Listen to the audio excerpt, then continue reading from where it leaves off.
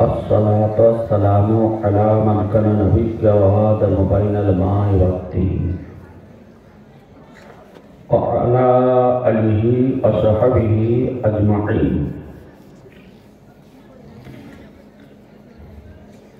أما بعد فأعوذ بالله من الشيطان الرجيم. بسم الله الرحمن الرحيم. ما أتاكم الرسول فخذوه وما نهاكم عنه فانتهوا.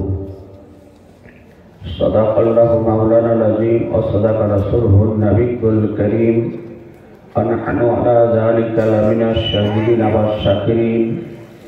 الحمد لله رب العالمين. الله رب محمد صلى الله عليه وسلم نحن عباد محمد صلى الله عليه وسلم. اللهم صل على سيدنا مولانا محمد معدن الجود والكرم منبع العلم والحلم والحكام وآله وصحبه وبارك وسلم صلاة وسلاما عليك يا رسول الله.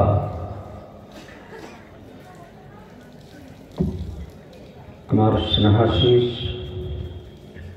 উলামায়ে আহলে সুন্নাত ও বিরাদারান ইসলাম ও পর্দানাসীন ইসলামিক মা ও ভগিনীগণ, আলহামদুলিল্লাহ, যাবতীয় প্রশংসা মহান রব্বুল আলামিন, মহান স্রষ্টা, সর্বদ্রষ্টা, সর্বনিয়ন্তা, রিজক দাতা, পালনকর্তা রব্বে কায়নাত সুবহানাহু তাআলার জন্য। অতঃপর হুজুরে আকরাম রহমতে আলম নূরে মুজাসসাম নবিয়ে মুআজ্জম রাসূলে আকরাম সাহিবে জুদ ও করম মালিক ও হল হরম সাহিবে লৌহে কলম মদানী তাজদার মক্কি সরকার সৈয়দে আবরার ও আখিয়ার সৈয়দুল মুরসালিন খাতিমুন নবিয়্যিন আনিসুল গায়বিন রাহাতুল আশিকিন মুরাদুল মুস্তাকিন শাফিউল মুজনবিন রাহমাতুল লিল আলামিন নবী মুহাম্মাদুর রাসূলুল্লাহ সাল্লাল্লাহু তাআলা আলাইহি ওয়াসাল্লাম पैगंबर के हाजिर व नाज़िर, इल्मे गायबेर संबाददाता, आलिमे माकाना अमायाकुनुर खबरदाता, जीवित नबी, हायातुन नबी, नूरुन नबी, शफाअतकारी नबी मने करे एकबार मोहब्बत सहकारे उच्च स्वरे भक्ति भरे प्राण खुले सुमधुर कण्ठे पवित्र महफिले एकबार आहलु सुन्नाताल जामातेर प्रथा मोताबिक रस्म रवाज मुताबिक एक बार दारूद शरीफेर नजराना पेश करुन। अल्लाहुम्मा सल्लि सय्यदिना मौलाना मुहम्मद अला आलि सय्यदिना मौलाना मुहम्मद सल्लल्लाहु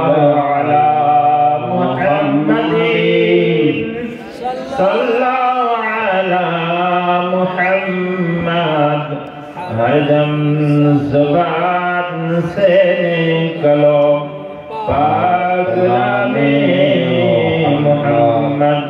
हरदम ज़ुबान से निकलो सफियाना मुहम्मद सल्लल्लाहु ताआला अलैहि वसल्लम। যে ভাইরা দাঁড়িয়ে আছেন একটু তাদের কাছে অনুরোধ করছি, একটু বসে পড়ুন ভাই, একটু বসে পড়ুন। এই তো কিছুক্ষণ পরেই চলে যাবেন। দাঁড়িয়ে না থেকে একটু আদব সহকারে বসে পড়ুন। একটি অস্থায়ী জান্নাতের বাগান। আল্লাহর নবীর ভাষায় যে স্থানে আপনারা বসে আছেন প্যান্ডেলের নিচে। এই জায়গাটিকে আল্লাহ নবী বলেছেন জান্নাতের বাগান।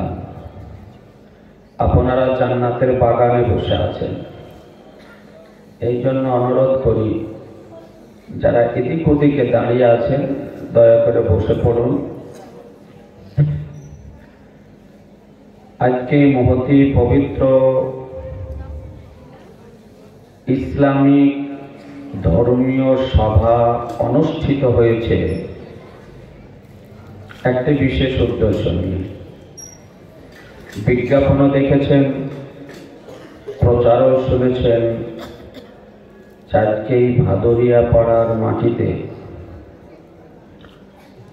যে দীর্ঘদিন ধরে আহলুস সুন্নাত আল জামাতে এই প্রতিষ্ঠান পরিচালিত হচ্ছে, সেই প্রতিষ্ঠানের উন্নতিকল্পে উন্নয়নের উদ্দেশ্যে বাৎসরিক এই অনুষ্ঠান অনুষ্ঠিত হয়েছে। অনেকেই এই প্রতিষ্ঠানের উন্নয়নের উদ্দেশ্যে সহযোগিতার হাত বাড়িয়ে দিয়েছেন, অনেকেই হয়তো এখনো বাকি আছেন।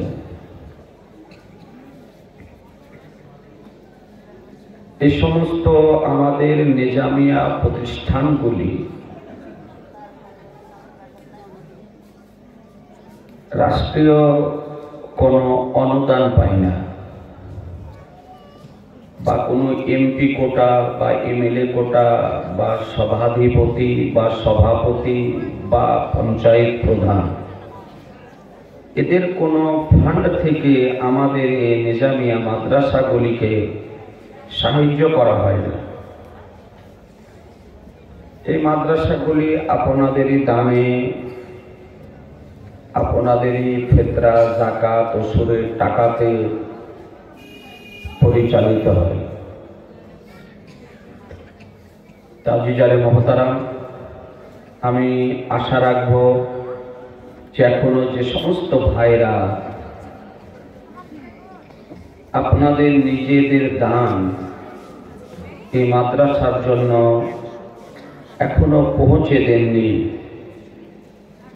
আমার বিশেষ অনুরোধ যে মাদ্রাসার কর্তৃপক্ষের কাছে আপনার দানটি পৌঁছে দিবেন। ব্রাদার ইসলাম, খুব সংক্ষিপ্ত আকারে স্বল্প সময়ের মধ্যে কয়েকটি বিষয় নিয়ে একটু আলোচনা করব, তারপরে ইনশাআল্লাহ আমার আলোচনার সমাপ্তি ঘোষণা করব। তবে আমি মনে করি যে মঞ্চে ও মঞ্চের নিচে অনেক জ্ঞানী, গুণী, শিক্ষিত ব্যক্তি উপবিষ্ট রয়েছেন। একটু নিরপেক্ষ দৃষ্টিভঙ্গি নিয়ে একাগ্রতার সঙ্গে মনোযোগ সহকারে নিষ্ঠার সাথে একটু বোঝার চেষ্টা করবেন, আর আমিও আপ্রাণ চেষ্টা করব দু একটি বিষয় আমার এই সংক্ষিপ্ত সময়ের মধ্যে আলোচনা করার, ইনশাআল্লাহ।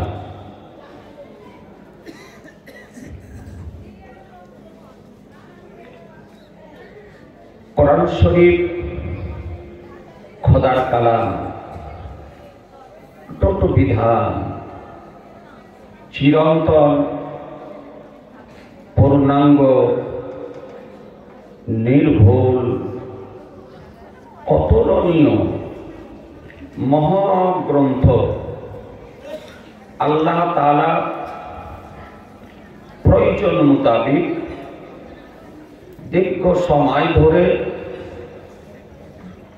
মহানবী সাল্লাল্লাহু তাআলা আলাইহি ওয়াসাল্লামের উপরে অবতীর্ণ করেছেন। 114টি সূরা,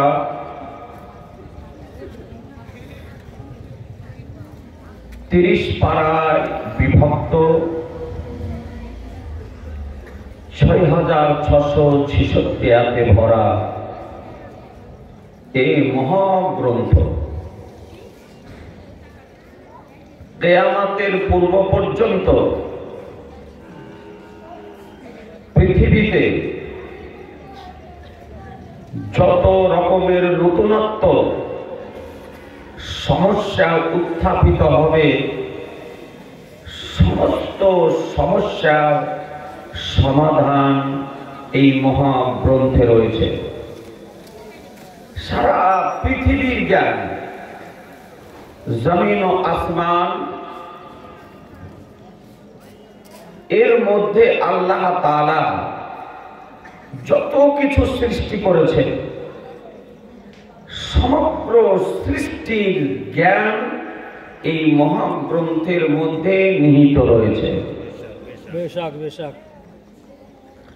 আল্লাহ তাআলা কোরআন শরীফের মধ্যে বলেন, নাযালনা আলাইকাল কিতাবা তিবয়ানান লিকুল্লি শাইইন। হাবিব, আপনার প্রতি যে আমি কিতাব অবতীর্ণ করেছি তার মধ্যে প্রত্যেকটি বিষয়ের বিস্তারিত বিবরণ রয়েছে।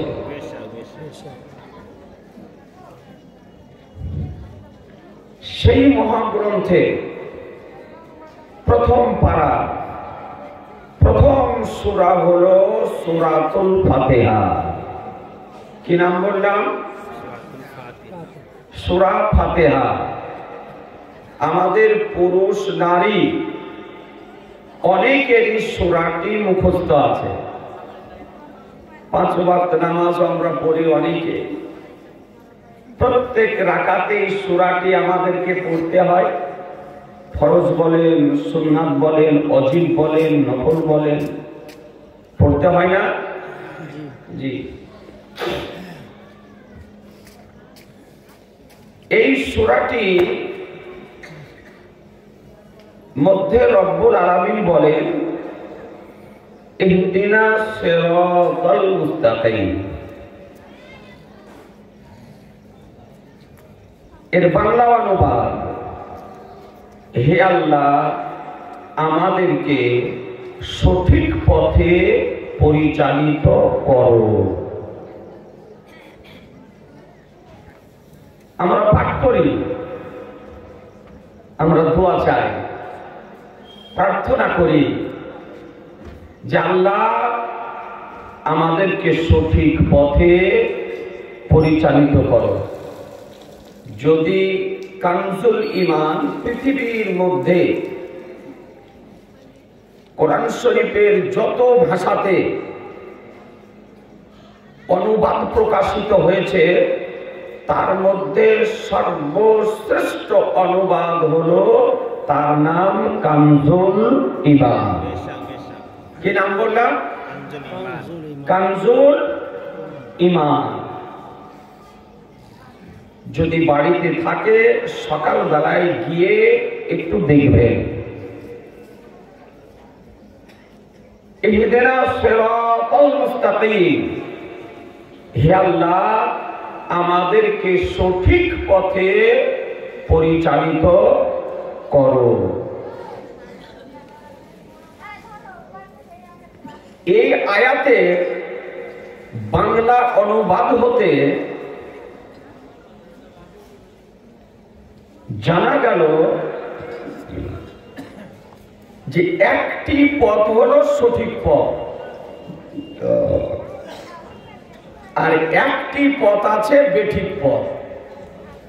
একটা বেঠিক পথ আছে না নাই? একটু কথা বলেন না যে আছে না নাই? আছে। একটি হলো সঠিক পথ আর একটি হলো বেঠিক পথ। তো আমরা আল্লাহর দরবারে প্রার্থনা করি, দোয়া করি, মুনাজাত করি যে হে আল্লাহ আমাদেরকে সঠিক পথে পরিচালিত করো। এখন জানার বিষয় হলো যে কোন পথটি সঠিক পথ, নাকি বলছেন? কোন পথটি সঠিক পথ? কারণ বর্তমান সময় আমরা দেখছি যে নতুনত্ব নামে, নতুনত্ব দলে, ইসলামিক পোশাকে অনেকেই আত্মপ্রকাশ করেছে। করেনি? করেছে না করেনি? এই আহলুস সুন্নাত ওয়াল জামাত থেকে বেরিয়ে গিয়ে নতুন নতুন দল আবিষ্কার করেছে, আর তারা সকলেই বলতেছে যে আমাদের দলে আসুন, আমাদের পথ সঠিক পথ। বলছে না? বলছে না? বলছে আমাদের সঙ্গে হাঁড়ি বহন করতে আসুন, আমাদের দল সঠিক। কেউ বলছে মিলাদ কিয়াম করতে হবে না, আমাদের দলে আসুন, আমাদের পথটি হলো সঠিক। কেউ বলছে যে নাভির নিচে আর হাত বাঁধতে হবে না, এখন মহিলাদের মতন বুকের উপরে হাত বাঁধে, এই পথটি সঠিক। বলছে না? জি, সকলেই আহ্বান করতেছে যে আমাদের পথে আসুন, আমাদের পথটি হলো সঠিক পথ। কেউ কি বলছে যে আমাদের পথে আসেন জাহান্নামে যাবেন? তো কেউ বলেছে না, সকলেই বলছে যে আমাদের পথে আসেন, সঠিক পথ আমাদের, এবং জান্নাতে যাবেন। আমরা জানি একটি সঠিক পথ, একটা বেঠিক পথ, একটি জান্নাতের পথ, একটি জাহান্নামের পথ, একটি আল্লাহর পথ, একটি শয়তানের পথ, কিন্তু কাজ সব আহ্বান করতেছে আমাদের পথে আসেন, জান্নাতে যাবেন। তো তাহলে আপনার আমার কথা যদি কোরআন হাদিস মোতাবিক হয় তবেই তার কথাটি মান্য করা যাবে, না কি বলছেন? সবাই তো বলছে আমার পথ সঠিক, কিন্তু যার কথাটি কোরআন হাদিস মোতাবিক হবে তারই পথটি সঠিক হবে। তা শুন, কোন পথটি সঠিক একটু কোরআনকে জিজ্ঞাসা করি। আল্লাহর কালাম কোরআন শরীফ এরপরে বলেন, কি বলেন? সিরাতাল্লাযীনা আন'আমতা আলাইহিম, যাদের উপরে আল্লাহ করুণা করেছেন তাদেরই পথ হলো সঠিক পথ। একটু সুবহানাল্লাহ বলেন, একটু জোরে বলেন না। আল্লাহ কি বলছেন?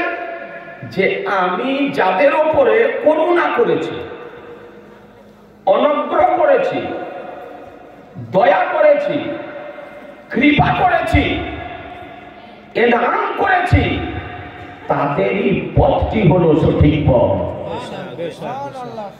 তাহলে মহাগ্রন্থ হতে একটু বুঝতে পারলাম যে আল্লাহর যারা করুণা প্রাপ্ত, অনুগ্রহ প্রাপ্ত, এনাম প্রাপ্ত, তাদেরই পথ হলো সঠিক পথ। বেশার বেশার, তাদেরই পথ হলো সঠিক পথ, সঠিক পথ।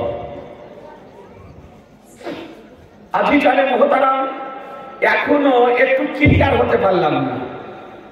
এরপরও আমাদের জানতে ইচ্ছা করবে, জানার প্রয়োজন যে আল্লাহ তাআলা কাদের উপরে করুণা করেছেন। জি, এতটুকু তো বুঝতে পারলাম যে আল্লাহর করুণা প্রাপ্তদের পথ সঠিক পথ। এরপরে জানতে হবে যে আল্লাহর অনুগ্রহ প্রাপ্ত কারা, করুণা প্রাপ্ত কারা, কাদের উপরে আল্লাহ অনুগ্রহ করেছেন। জানতে হবে না? জানতে ইচ্ছা করবে না? যে হ্যাঁ ব্রাদারান ইসলাম, এই জটিল প্রশ্নের উত্তর মহান রব্বুল আলামিন মহাগ্রন্থের অন্যত্রে দিতেছেন। আল্লাযীনা আনআমাল্লাহু আলাইহিম মিনান নাবিয়্যিনা ওয়াস সিদ্দীকিনা ওয়াস শুহাদা'i ওয়াস সালিহিন। সুবহানাল্লাহ, জোরে সুবহানাল্লাহ, সুবহানাল্লাহ। আপনাদের আমলনামায় নেকি ভর্তি হতে থাকুক। চুপচাপ বসে থাকবেন, একটু মাঝে মধ্যে সুবহানাল্লাহ বলবেন, আলহামদুলিল্লাহ বলবেন, আল্লাহু আকবার বলবেন। আল্লাহু আকবার যদি বলেন 80টি নেকি হবে, সুবহানাল্লাহ বলবেন তো 90টি নেকি হবে। আপনারা একটু জোরে বলবেন, মা বোনেরা একটু আস্তে বলবেন, আপনার আমলনামাতে ফেরেশতা লিখতে থাকবে। তো রব্বুল আলামিন বলেন, যাদের উপরে করুণা করা হয়েছে, অনুগ্রহ করা হয়েছে, তারা হলেন নবীগণ, তারা হলেন নবীগণ, তারা হলেন সিদ্দিকগণ, তারা হলেন শহীদগণ, তারা হলেন সলেহীনগণ। তাহলে কয় শ্রেণীর ব্যক্তিদের উপরে আল্লাহ তাআলা করুণা করেছে? 4 শ্রেণী। কয় শ্রেণী? 4 শ্রেণী। জোরে 4 শ্রেণী। 4 শ্রেণী, নবীগণ, সিদ্দিকগণ, শহীদগণ, সলেহীনগণ। এই 4 শ্রেণীর ব্যক্তিগণ হলেন আল্লাহর করুণা প্রাপ্ত। আর আল্লাহর করুণা প্রাপ্তদের পথ হলো সঠিক পথ। আর সেই সঠিক পথে আমরা পরিচালিত হওয়ার জন্য মহান আল্লাহর দরবারে দোয়া করে থাকি, মুনাজাত করে থাকি, প্রার্থনা করে থাকি, আল্লাহ তুমি আমাদেরকে সঠিক পথে পরিচালিত করো। আজিজানে মুহতারাম, তাহলে 4 শ্রেণীর ব্যক্তিদেরকে যারা মান্য করে, এই 4 শ্রেণীর ব্যক্তিদেরকে যারা মান্য করে আর তাদের পথে যারা পরিচালিত হয়, তারাই হলো সঠিক পথের পথিক। একটু যদি পরিষ্কার করে বলি, বুঝতে সুবিধা হবে। আমার আনিসে বেকাসা সাইকেদে কাউনমাকা বেকাসুকে কাস বেসাহারুকে সাহারা বেচারুকে চারা গরিবুকে হামি ইয়াতুমি কাবালি শাফিউল মুযনাবিন রাহমাতুল লিল আলামিন নবী মুহাম্মদুর রাসূলুল্লাহ সাল্লাল্লাহু তাআলা আলাইহি সাল্লামের দেখানো পথ হলো সঠিক পথ। আজিজানে মুহতারাম, আজ ইসলাম জগতের প্রথম খলিফা আমিরুল মুমিনিন সাইয়্যিদুনা আবু বকর সিদ্দিক রাদিয়াল্লাহু তাআলা আনহুর পথ সঠিক পথ।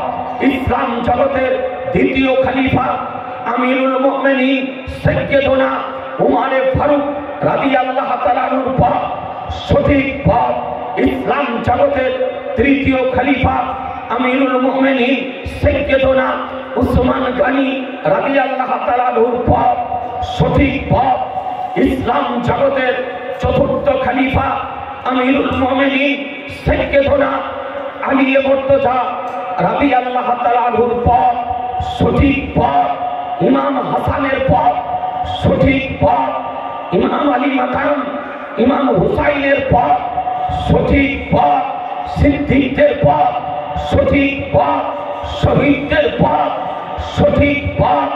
সলেহীনদের পথ সঠিক পথ। আউলিয়াদের পথ সঠিক পথ। সাহাবীদের পথ সঠিক পথ। জগৎ বিখ্যাত ইমাম, ফিকহশাস্ত্রের জনক, বিখ্যাত তাবি, ইমামুল আইম্মা, কাশিফুল উম্মাহ, সিরাজুল উম্মাহ, হযরত নু'মান বিন সাবিত অর্থাৎ ইমামে আযম আবু হানিফা রাদিয়াল্লাহু তাআলা আনহুর পথ সঠিক পথ। ইমামে শাফি রাহমাতুল্লাহ আলাইহির পথ সঠিক পথ। ইমামে মালিকের পথ সঠিক পথ। ইমাম আহমদ ইবনে হাম্বলের পথ সঠিক পথ। আইম্মাদের পথ সঠিক পথ। মুহাদ্দিসদের পথ সঠিক পথ।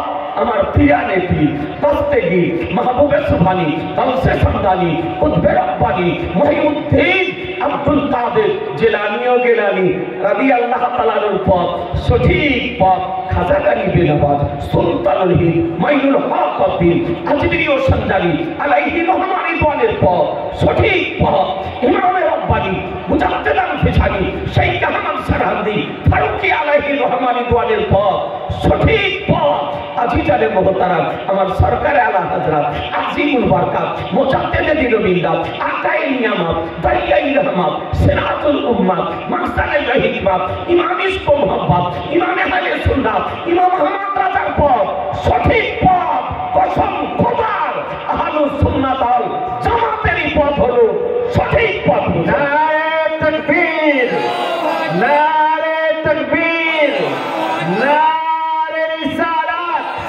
মাসলাক আলা হযরত উলামা আহলে সুন্নাত শেরে বাঙ্গাল মাদ্রাসা দিনে ইলমে ইলাহি ভাটিয়াপাড়া। নারে তাকবীর, নারে রিসালাত। আজিজানে মুহতারাম আহলুস সুন্নাত ওয়াল জামাতেরই পথ হলো সঠিক পথ। আল্লাহর নবী সাল্লাল্লাহু তাআলা আলাইহি ওয়াসাল্লাম বলেছেন, ভবিষ্যৎবাণী করেছেন উম্মত সম্পর্কে। একাধিক জালসা শুনেছেন। আমি এই ভাদরিয়া পাড়ায় একাধিকবার জালসায় এসেছি, হয়তো আপনারাও ভুলে গিয়েছেন আর আমিও হয়তো চিনতে পারছি না। এই মোড় থেকে নেমে একাধিকবার আমি জালসায় এসেছি। আমি জানি ভাদরিয়া পাড়াতে দীর্ঘদিন থেকে জালসা হয় এবং মিলাদ শরীফও আমি এসেছি। আজিজানে মুহতারাম, যে হাদিসটি মিশকাত শরীফ প্রথম খণ্ডের 30 পৃষ্ঠায় বর্ণিত হয়েছে ভারতের প্রেম, একটু মনোযোগ সহকারে একটু বোঝার চেষ্টা করুন। আর যেই দিন থেকে ইউটিউব এবং ফেসবুক আরম্ভ হয়েছে সেই দিন থেকে ইমানদার ব্যক্তিদের ইমান ধ্বংস হতে আরম্ভ হয়েছে। ঠিক না ঠিক? জি, যুগ যুগ ধরে তার পিতা নাভির নিচে হাত বেঁধে আসছে, মায়ের পেট থেকে জন্মের পর দেখছে যে আমার পিতা নাভির নিচে হাত বেঁধে নামাজ পড়ে, দাদা নাভির নিচে হাত বেঁধে নামাজ পড়ে। পিতা কষ্ট করে পরিশ্রম করে শরীরের ঘাম ঝরিয়ে উপার্জন করে ছেলেকে বিএসসি করিয়েছে, এমএসসি করিয়েছে, বিএড করিয়েছে, আজকে চাকরি হয়েছে। আজকে বাপের কথা অমান্য করে কোথাকার এক ডাক্তার নায়কের কথা শুনে আপনার রাতারাতি চেঞ্জ, মহিলাদের মতন জোর করে বুকের ওপরে হাত বাঁধতেছে। ঠিক না বেঠিক? বাপের কথা মানে না। যে বাপ তাকে জন্ম দিয়েছে, যে বাপ তাকে লালন পালন করেছে, যে বাপ তাকে হাড় ভাঙা পরিশ্রম করে অর্থ উপার্জন করে ওকে লেখাপড়া শিখিয়েছে, দেশের ইমানের কথা মানে না, মৌলানার কথা মানে না, মুফতির কথা মানে না, পিতার কথা মানে না, দাদার কথা মানে না। ওই আপনার শুনে আপনার চেঞ্জ হয়ে গিয়েছে। জি, ও জানেও না যে ব্যক্তির কথা শুনে আমি আজকে মাযহাব ত্যাগ করেছি, মাযহাব অমান্য করতেছি, ওই ব্যক্তিটি কে? তার মুসলমানি দেওয়া আছে না নাই? সে মুসলমান না ইহুদি খ্রিস্টানদের দালাল? দেখা নেই, পরিচয় নেই, আলাপ নেই, কথাবার্তা নেই। আজকে ইউটিউব ফেসবুকে সোশ্যাল মিডিয়াতে দেখে তার ভক্ত হয়ে যেতেছে। দুঃখের বিষয়, ছেলের জন্য বাপ কাঁদছে, ছেলের জন্য মা কাঁদছে, পিতার চোখের মূল্য পিতার চোখের জলের মূল্যায়ন করতে পারে না, মায়ের চোখের জলের মূল্যায়ন করতে পারে না। আজি জলে মহতরাম আজকে মাযহাব অমান্য করতেছে। আমার আল্লাহ নবী সাল্লাল্লাহু আলাইহি সাল্লাম হাদিসটি লিখে দিয়েছেন, স্বর্ণ অক্ষরে আজও লিপিবদ্ধ আছে। নবী বলেন, আমার দয়াল নবী বলেন, ইন্না বানি ইসরাঈলা তাফাররাকা সিনাতাইন সাবিনা মিল্লাতান ওয়া তাফতারিকু উম্মতি আলা সালাসিন সাবিনা মিল্লাতান কুল্লুহুম ফিন্নার ইল্লা মিল্লাতান ওয়াহিদাতান ক্বালু মান হিয়া রাসূলুল্লাহ ক্বাল মান আলাইহি ওয়া সাহাবী। সুবহানাল্লাহ, সুবহানাল্লাহ, একটু জোরে বলতে হবে সুবহানাল্লাহ, সুবহানাল্লাহ। সাল্লাল্লাহু তাআলা আলাইহি সাল্লাম বলেন যে নিশ্চয় বানি ইসরাইল সম্প্রদায়ের মধ্যে ৭২টি দলে বিভক্ত হয়েছিল, অর্থাৎ ৭২টি দল হয়েছিল।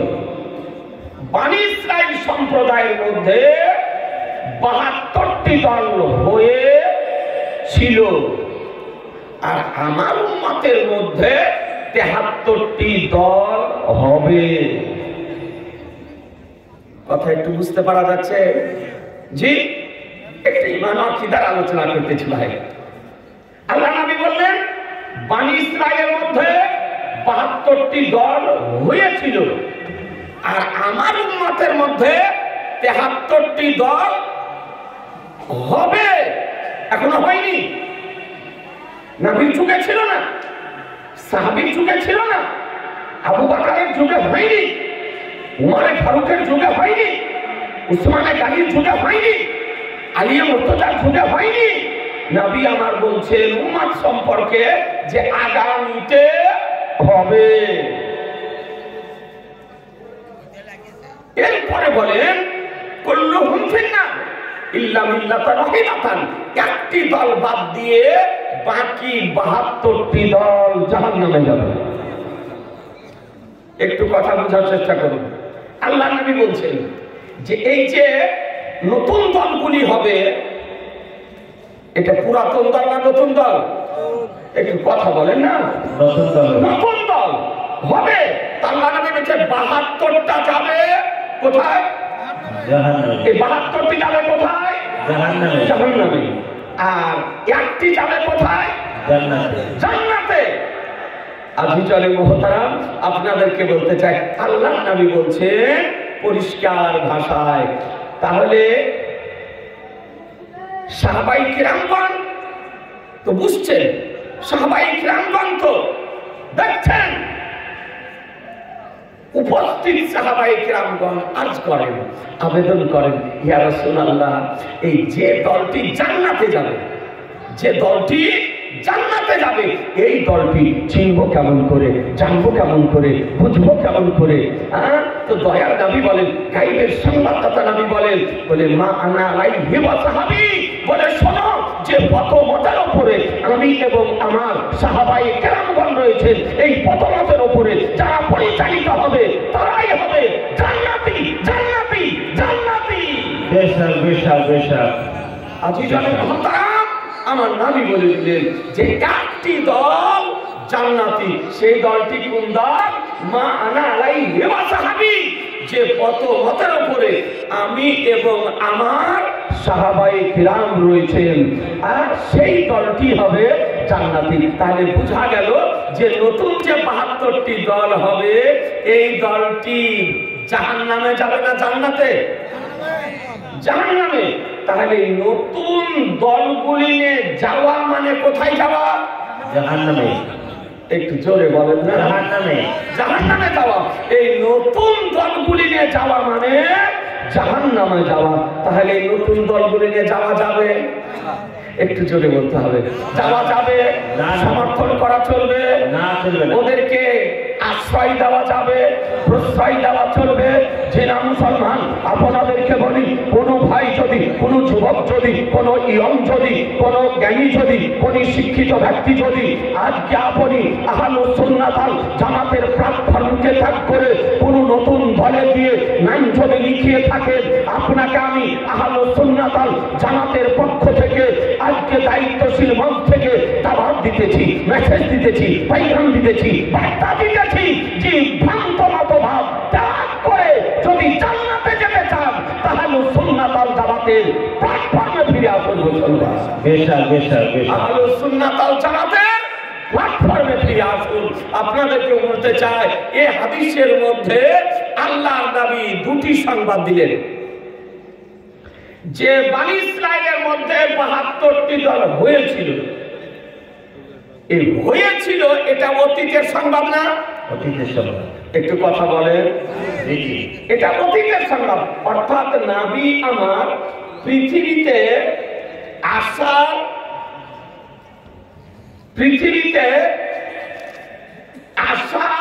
পূর্বের সংবাদ দিতেছেন, তাই না? পূর্বের সংবাদ দিতেছেন যে হয়েছিল, আর তারপরে সংবাদ দিতেছেন যে আগামীতে হবে। আগামীতে হবে, এ হবেটা ভবিষ্যতের সংবাদ না? একটু কথা বলুন না। তাহলে বোঝা গেল হয়েছিল অতীতের সংবাদ, হবে এটা ভবিষ্যতের সংবাদ। তাহলে নবী কার নাম, পয়গম্বর কার নাম, রাসূল কার নাম? যে পয়গম্বর অতীতেরও সংবাদ দিতে পারেন, বর্তমানেরও সংবাদ দিতে পারেন, ভবিষ্যতেরও সংবাদ দিতে পারেন। এটাই তো সুন্নি মুসলমানদের আকীদা, আহলুস সুন্নাত ওয়াল জামাতের আকীদা। যে নবী কার নাম, যে নবীকে আল্লাহ ভবিষ্যতেরও জ্ঞান দিয়েছেন, বর্তমানেরও জ্ঞান দিয়েছেন, অতীতেরও জ্ঞান দিয়েছেন। যে নবী মুস্তাফাকে আল্লাহ তাআলা পাহাড় ও পর্বতের জ্ঞান দিয়েছেন, নদ নদীর জ্ঞান দিয়েছেন, পশু পক্ষীর জ্ঞান দিয়েছেন, তরুলতার জ্ঞান দিয়েছেন, পৃথিবীর জমিনের জ্ঞান দিয়েছেন, আকাশের জ্ঞান দিয়েছেন, চন্দ্র সূর্যের জ্ঞান দিয়েছেন, জান্নাতের জাহান্নামের জ্ঞান দিয়েছেন, সিদরাতুল মুনতাহার জ্ঞান দিয়েছেন, কলমের জ্ঞান দিয়েছেন, আরশের রাহির জ্ঞান দিয়েছেন।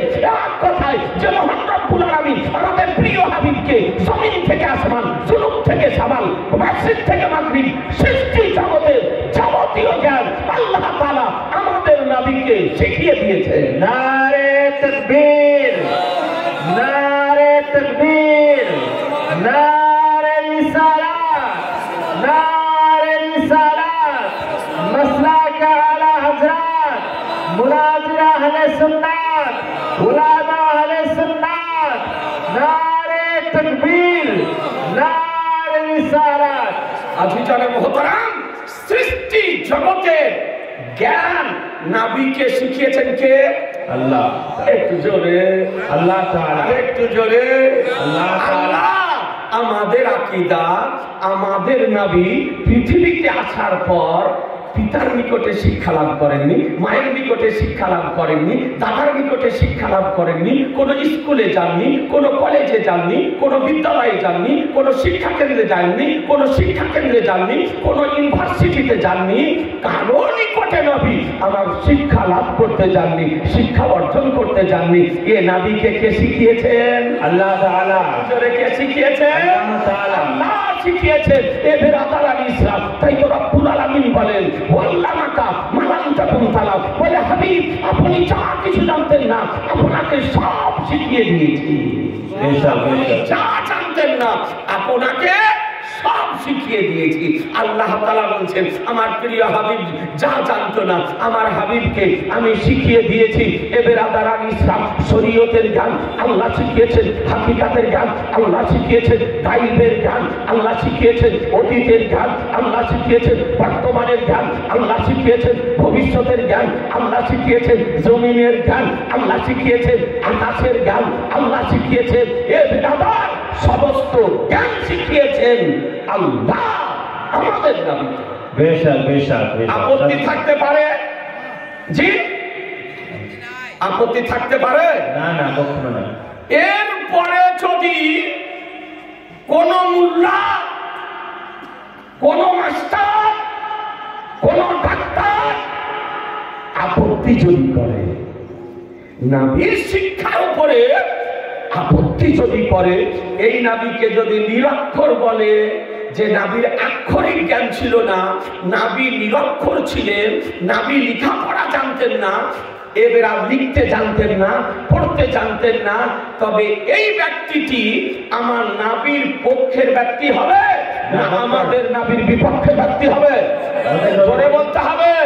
নাবির বিপক্ষে ব্যক্তি হবে, সে যে কোয়ালিটিরই ব্যক্তি হোক, সে যে ভাষায় আপনার কথা বলুক না কেন, জেনে নিতে হবে যত বড়ই আপনার পায়জামা পরে থাকুক, যত বড়ই সে আপনার জুব্বা পরে থাকুক, যেমনই আপনার টুপি পরে থাকুক, আর যত বড়ই দাড়ি রাখুক, সেটা সাইজের দাড়ি হোক অথবা আনসাইজের দাড়ি হোক, কারণ আজকাল আনসাইজেরও দাড়িওয়ালা বেরিয়েছে।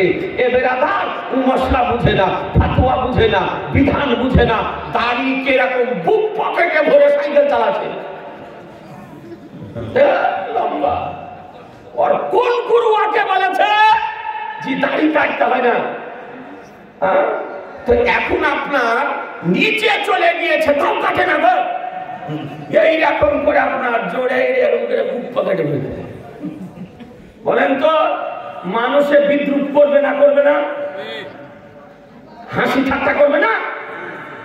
হানাফি মাযহাব মোতাবেক হলো 4 মাযহাবের চূড়ান্ত সিদ্ধান্ত হলো অতিরিক্ত দাড়ি যদি লম্বা হয়ে যায় তবে এক মুষ্টির পর আপনার কাটা মুস্তাহাব। খেতে, পড়তে, উঠতে, বসতে, বাথরুমে যেতে অসুবিধা হবে না? সবকিছুতে অসুবিধা হবে। এই জন্য মশলা হলো যে তারপরে এক মুষ্টির পর কাটা যায়। মশলা বুঝে নিলেন? এক লোককে দেখছি এত বড় দাড়ি আপনার, যে সাইকেল চালাতেছে তো দাড়িকে 2 ভাগে ভাগ করে পিছন দিকে চালিয়ে দিয়েছে। আর এইরকম করে আপনার বাতাসে উড়ছে না, এইরকম করে চালিয়ে দিয়েছে পিছন দিকে, আর আপনার পতাকার মতো উড়াইছাল সাইকেল চালিয়ে যেতেছে। তাইলে এরকম দাড়ি করা চলবে? সে যেমনই কোয়ালিটির হোক, যদি আমার নবীর জ্ঞানকে নিয়ে সমালোচনা যদি করে, নবীকে যদি নিরক্ষর বলে, নবীকে যদি আনপড় বলে, নবীকে যদি বলে যে অক্ষরহীন, নবীর অক্ষর জ্ঞান ছিল না, তবে জেনে নিতে হবে এই ব্যক্তি আমার নবীর পক্ষের ব্যক্তি নয়, এ হলো আমার নবীর বিপক্ষের ব্যক্তি। কোন পক্ষে? বলেন না, বিপক্ষের ব্যক্তি। আর নবীর যদি বিপক্ষের ব্যক্তি যদি হয়, যদি নবী বিরোধী যদি হয়, ওকে মান্য করা যাবে, সমর্থন করা যাবে, ওর দলে যাওয়া চলবে, ওকে প্রশ্রয় দেওয়া যাবে, ওর পিছনে নামাজ পড়া চলবে, ওকে মসজিদের ইমাম করা যাবে, ওকে মাদ্রাসার শিক্ষক করা যাবে। যে না মুসলমান, যে আপনাদেরকে বলতে চাই, নবী বিদ্বেষী যদি হয়, নবী বিরোধী যদি হয়, নবীর বিপক্ষে যদি ব্যক্তি হয়, তাকে সমর্থন করা শরীয়তে জায়েজ নয়, জায়েজ নয়, জায়েজ নয়। যে নবী আমার লিখতেও জানতেন, পড়তেও জানতেন, পড়াতেও জানতেন, মুসলমান যে নবী বিশ্ব জগৎকে শিখিয়েছেন।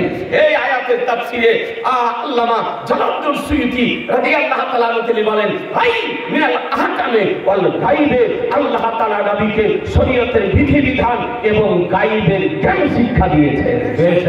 গায়বের জ্ঞান শিক্ষা দিয়েছেন। এটা জরুরিয়াতে দ্বীনের মধ্য থেকে একটি বিষয় বেরাদার, যে মুসলমান হতে গেলে, আপনাকে নবী মানতে গেলে এটা মান্য করতে হবে যে নবী ইলমে গায়ব জানেন।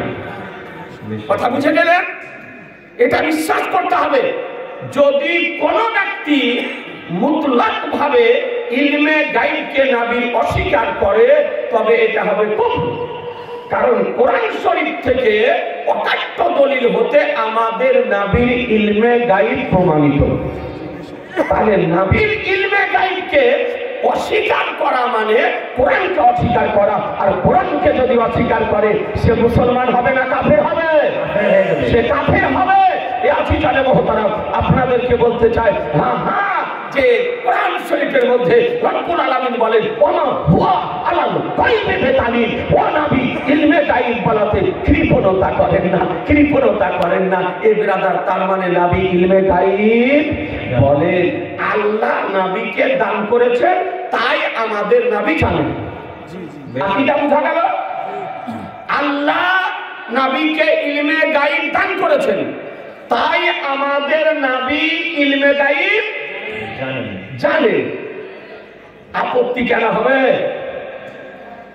যখনই কথা বলছি তো কিছু মানুষের শরীরে অ্যালার্জি বেরিয়ে যেতেছে, চুলকাতে আরম্ভ করছে, যে উঠে আপনার সভা থেকে চলে যেতেছে।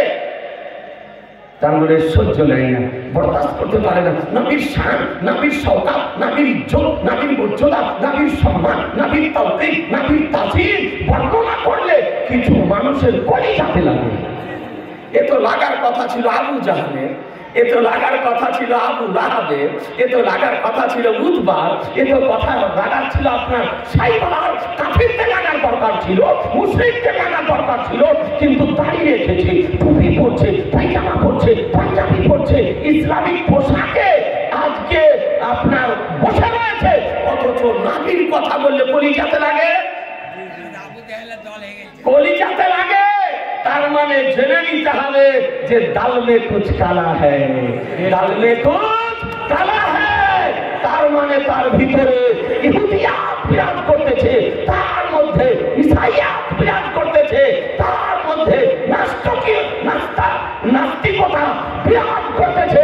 এই জন্য নবীর প্রশংসা সহ্য করতে পারে না। জি, আবু জাহল পাকা কাফের। আবু জাহল কি কাফের? জোরে বলেন কাফের। আর একটু জোরে বলেন কাফের। হাত তুলে বলেন তো, দুই হাত তুলে বলেন আবু জাহল কাফের। এই জন্য হাত উঠিয়ে বলাইলাম, একটু জোরে বলাছি। এই একবিংশ শতাব্দীতে কিছু আমাদের এই পার্শ্ববর্তী দেশ, আমাদের দেশও বেরিয়েছে, আর আমাদের এই পার্শ্ববর্তী দেশ বাংলাদেশ কিছু এই আগাছা বেরিয়েছে, আবর্জনাকে দেখা যেতেছে, ভুঁই ফড় বেরিয়েছে। জি, সারা পৃথিবী জানে যে আবু জাহল কাফের, বদরের যুদ্ধে মারা গিয়েছিল, ওর লাশকে উঠিয়ে ডান্ডাতে ফেলা হয়েছিল। এখন বলতেছে হাজি আবু জাহল। নাউজুবিল্লাহ বলবেন না? নাউজুবিল্লাহ। জোরে বলেন না নাউজুবিল্লাহ। বলছে হাজি আবু জাহল, আস্তাগফিরুল্লাহ। তারপরে বলছে যে আবু জাহল আমাদের মতনই মুসলমান। আমাদের বাচ্চা থেকে বৃদ্ধ পর্যন্ত সারা পৃথিবী জানে যে আবু জাহল কাফের, কাফের, কাফের। আর এই আবু জাহলকে বলছে হাজি আবু জাহল, আমাদের মতন মুসলমান। এই বাংলাদেশে ইউটিউবে করেন, খুব ভাইরাল হলো ফেসবুকে। রাজ্জাক ইবনে আব্দুল, নাম তো নিতে ইচ্ছা করে না, তা আপনারাই তো বলে দিতেছেন। জি, ওকে আব্দুল রাজ্জাক ইবনে ইউসুফ নাকে বলি আব্দুল রাজ্জাক বিন কাজ্জাব। ও লোক কাজ্জাবের ব্যাপার, পাকা মিথ্যাবাদী। আচ্ছা বলেন, আবু জাহলকে যদি কাফের বলে, আবু জাহল কাফেরকে যদি মুসলমান বলে, হাজি যদি বলে, তবু নবীর পক্ষের লোক হবে না, ওই আবু জাহলের পক্ষের লোক হবে। তার মানে মনে হচ্ছে যে আবু জাহলেরই কাঠ বেটা হবে, আবু জাহলের কাঠ বেটা হবে। তাই একবিংশ শতাব্দীতে তার বাপকে মুসলমান প্রমাণ করার চেষ্টা করতেছে। এবার আবার আপনাদেরকে বলতে চাই, আবু জাহল কাফের, কাফের এটা সবাই জানে। এই কাঠমুল্লার পক্ষে আবু জাহলকে মুসলমান প্রমাণ করা সম্ভব হবে না, হবে না, হবে না। আবু জাহল কাফের, তবুও জানতো নবী যদি হয় গোপনের সংবাদ বলতে পারবে, গুপ্ত সংবাদ বলতে পারবে, অদৃশ্যের সংবাদ বলতে পারবে। আবু জাহল হওয়ার পর জানতো। আপনারা উঠিয়ে দেখুন, খাসাইসুল কুবরা পিওর আরবিতে লেখা, 2 খণ্ডে বিভক্ত। আল্লামা জালালউদ্দিন সিউতি রাহমাতুল্লাহ আলাইহি হাদিস শরীফ আনয়ন করেছেন। আবু জাহল নবীকে আমার ইমতিহান করতে চাইলো, আজমাইশ করতে চাইলো, পরীক্ষা নিতে চাইলো যে নবী আজকে নবী যদি হয় তাহলে গোপন খবর বলতে পারবে, নবী যদি হয় গুপ্ত সংবাদ বলতে পারবে, নবী যদি হয় তাহলে অদৃশ্যের সংবাদ বলতে পারবে। তা আবু জাহল নবীকে যাচাই করার জন্য, পরীক্ষা করার জন্য আজকে আজমাইশের মানসিকতায় নির্জন স্থানে জঙ্গলে গিয়ে কয়েকটি পাথরের টুকরো মুঠের মধ্যে নিয়ে সোজা নবীর নিকটে এসে হাজির, নবীর নিকটে এসে হাজির। আসার পর কি বলতেছে, হাদিস উঠিয়ে দেখুন। আবু জাহল বলতেছেন, আপনি তো নবী, আপনি তো রাসূল, তা আপনি বলুন আমার মুঠের মধ্যে কি আছে, আমার মুঠের মধ্যে কি আছে। নির্জন জঙ্গল থেকে কয়েকটি পাথরের টুকরো হাতের মুঠের মধ্যে নবীর নিকটে এসেছে। তো আমার দয়ার নবী, মায়ার নবী, রহমতের নবী, নবী আমার বলছেন, আবু জাহাল তোমার মুঠের মধ্যে কি আছে আমি বলবো, না তোমার মুঠের মধ্যে যে জিনিস আছে সেই জিনিসে বলবে আমি কে? সুবহানাল্লাহ, সুবহানাল্লাহ, আর একটু জোরে সুবহানাল্লাহ। বলে আমি বলবো, না তোমার মুঠের মধ্যে যে বস্তু আছে সেই বস্তুতে বলবে আমি কে? জি। তো আবু জাহাল চিন্তা করছে, এ তো আমার মুঠের মধ্যে আছে পাথরের টুকরো, প্রাণহীন, যার মধ্যে প্রাণ নেই, যার বাক শক্তি নেই, যার শ্রবণ শক্তি নেই, যার দর্শন শক্তি নেই, নড়াচড়া করতে পারে না, এ আবার কেমন করে বলবে নবীকে? এদের আবার আবু জাহাল চিন্তা ভাবনা করে বলল, বলুন আমার মুঠের মধ্যে কি আছে? এটা যদি আমার মুঠের বস্তুটাই যদি বলতে পারে তো সব থেকে ভালো। এদের আবার আর ইসলাম হাদিস উঠিয়ে দেখুন, যেমন আমার আবু জাহাল বলা আমার রাসূলুল্লাহ সাল্লাল্লাহু তাআলা আলাইহি ওয়াসাল্লাম যেমন ইশারা করে দিয়েছে। আবু জাহাল তো জানে না নবী কার নাম, পয়গম্বর কার নাম, যে পয়গম্বর জমিনে দাঁড়িয়ে আজকে বেরাদা যদি আকাশের চন্দ্রকে ইশারা যদি করে দেন, কসম খোদার সঙ্গে সঙ্গে পূর্ণিমার চাঁদের কলিজা ফেড়ে যায়। যে নবী মুস্তাফা পৃথিবীতে দাঁড়িয়ে আকাশের সূর্যের দিকে ইশারা যদি করে দেন, চলন্ত সূর্যের গতি বন্ধ হয়ে যায়। যে নবী মুস্তাফা ইশারা করে দিলে পাথর পানিতে ভাসতে আরম্ভ করে। এবার আদার আলী ইসলাম আজকে সেই নবী কৃতজ্ঞ বুঝতো না, তো নবীকে যাচাই করতেছে। নবী যেমন আবার ইশারা করে দিয়েছেন, আবু জাহালের মুখের মধ্যে বন্ধ থাকার পর তার জবান খুলে গিয়েছে, দর্শন শক্তি খুলে গিয়েছে, বাক শক্তি খুলে গিয়েছে। পাথরের টুকরোগুলি আবু জাহালের মুখের মধ্যে পড়তেছে, লা ইলাহা ইল্লাল্লাহ মুহাম্মাদুর রাসূলুল্লাহ, লা ইলাহা ইল্লাল্লাহ মুহাম্মাদুর রাসূলুল্লাহ, লা ইলাহা ইল্লাল্লাহ মুহাম্মাদুর রাসূলুল্লাহ। আবু জাহাল দেখলো আমার মুখের মধ্যে থাকার পর নবীর প্রশংসা, আমার কন্ট্রোলে থাকার পর নবীর প্রশংসা, আমার অধীনে থাকার পর নবীর প্রশংসা, আমার কবজাতে থাকার পর নবীর প্রশংসা, আমার হাতে থাকার পর নবীর প্রশংসা, পাথরের টুকরোগুলিকে চালিয়ে মাটিতে ফেলিয়ে দিয়েছে। এ বেরাদার হাদিসে নবী বলেন যে পাথরের টুকরোগুলি জমিনে পড়ার পরও লাফিয়ে লাফিয়ে পড়তেছিল, লা ইলাহা ইল্লাল্লাহ মুহাম্মাদুর রাসূলুল্লাহ, লা ইলাহা ইল্লাল্লাহ মুহাম্মাদুর রাসূলুল্লাহ। বোঝা গেল নবী কার নাম, পয়গম্বর কার নাম, রাসূল কার নাম, যে পয়গম্বর আজকে আবু জাহালের মুঠের মধ্যে আজকে বন্দী, পাথরের টুকরোর দিকে ইশারা করে দিলে সঙ্গে সঙ্গে পাথরের মধ্যে প্রাণ চলে আসে, পাথরের মধ্যে বাক শক্তি চলে আসে, পাথরের মধ্যে দর্শন শক্তি চলে আসে, পাথরের মধ্যে সমান শক্তি চলে আসে। এই জন্য তো কোরআন বলে, ইয়া আইয়ুহান নাসু কাদ জাআকুম বুরহানুম মির রাব্বিকুম, হে মানব সম্প্রদায় নিশ্চয়ই তোমাদের নিকটে আল্লাহর পক্ষ থেকে বুরহান এসেছে, দলিল এসেছে, মুজিজা এসেছে। এ হলো আমার নবীর পাওয়া। নারে তাকবীর, নারে তাকবীর, নারে রিসালাত, মাসলাক আলা হযরত, মুনাজিরা আহলে সুন্নাত, শেরে বাঙ্গাল, নারে তাকবীর, নারে রিসালাত। আজিজানে মোহতারাম, সেই নবীর নামে একজন আশিককে দেখতে চাই, এক মিনিট, একজন দেওয়ানকে দেখতে চাই, প্রেমিককে দেখতে চাই, মোহাব্বতকারীকে দেখতে চাই। এই নবীর নামে মাত্র আজকের সভাতে ৫,০০০ টাকা। একজন মহিলা একটা ভাই, ৫,০০০ টাকা। সুবহানাল্লাহ। দেখেন একজন মহিলা ৫,০০০ টাকা দিয়েছে। আল্লাহ যেন কবুল করে নেন।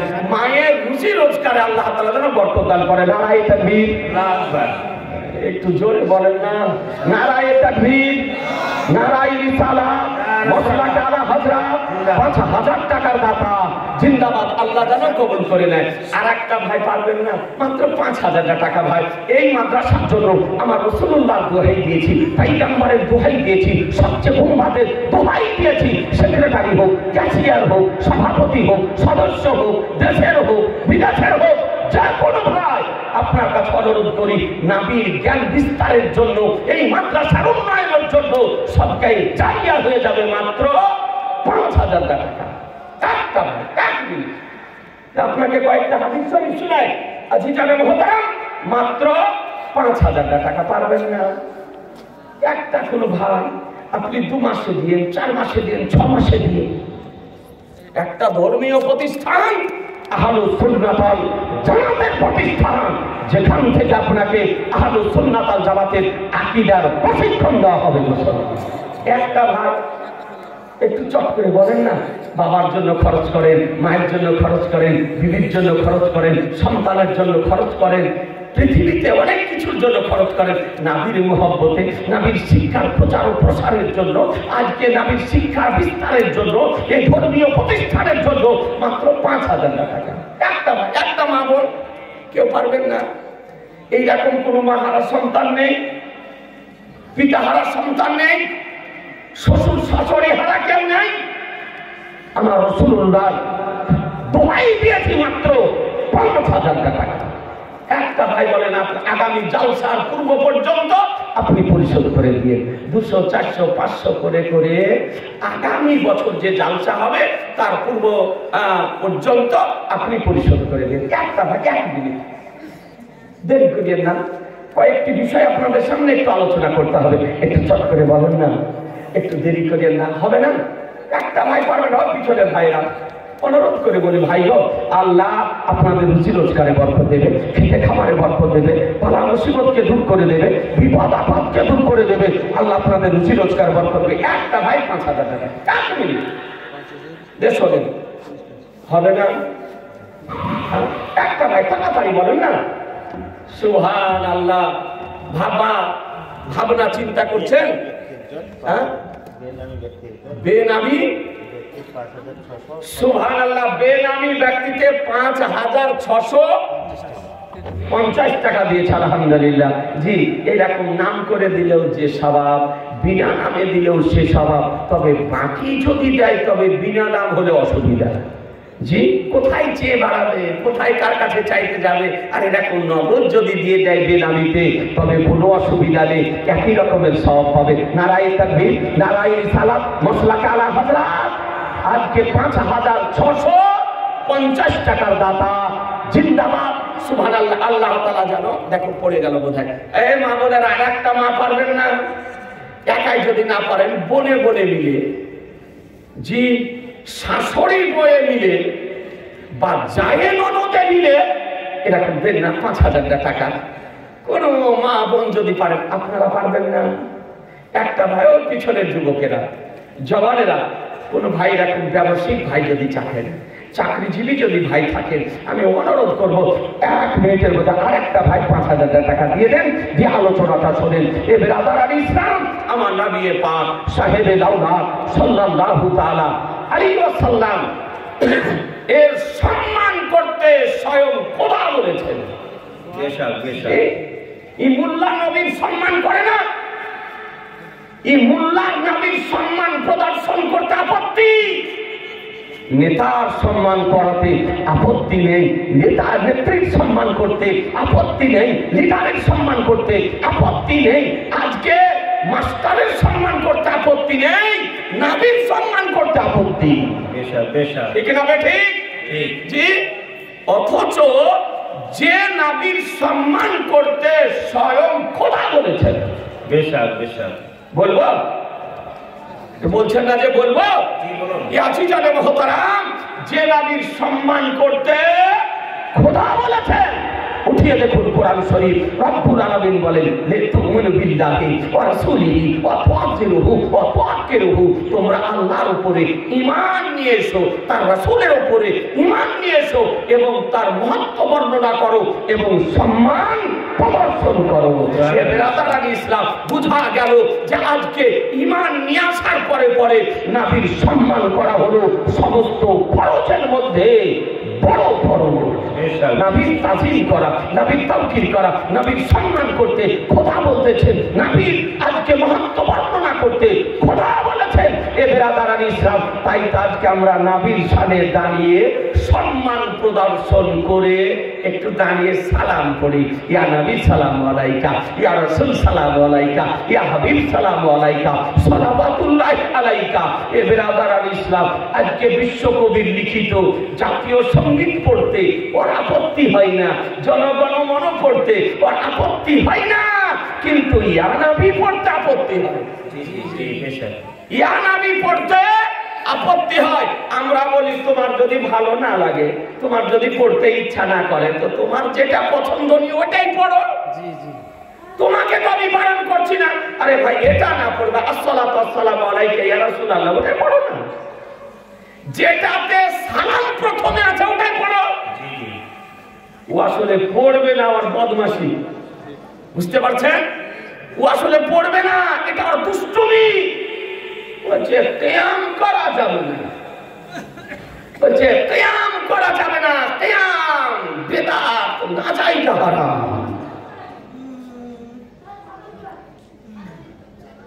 আজিজানে মুহতারাম, আজকে সোশ্যাল মিডিয়াতে কথা বলতে খুব সহজ হয়েছে।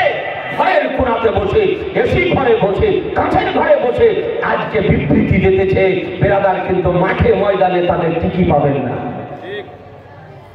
মাঠে ময়দানে টিকি পাবেন না।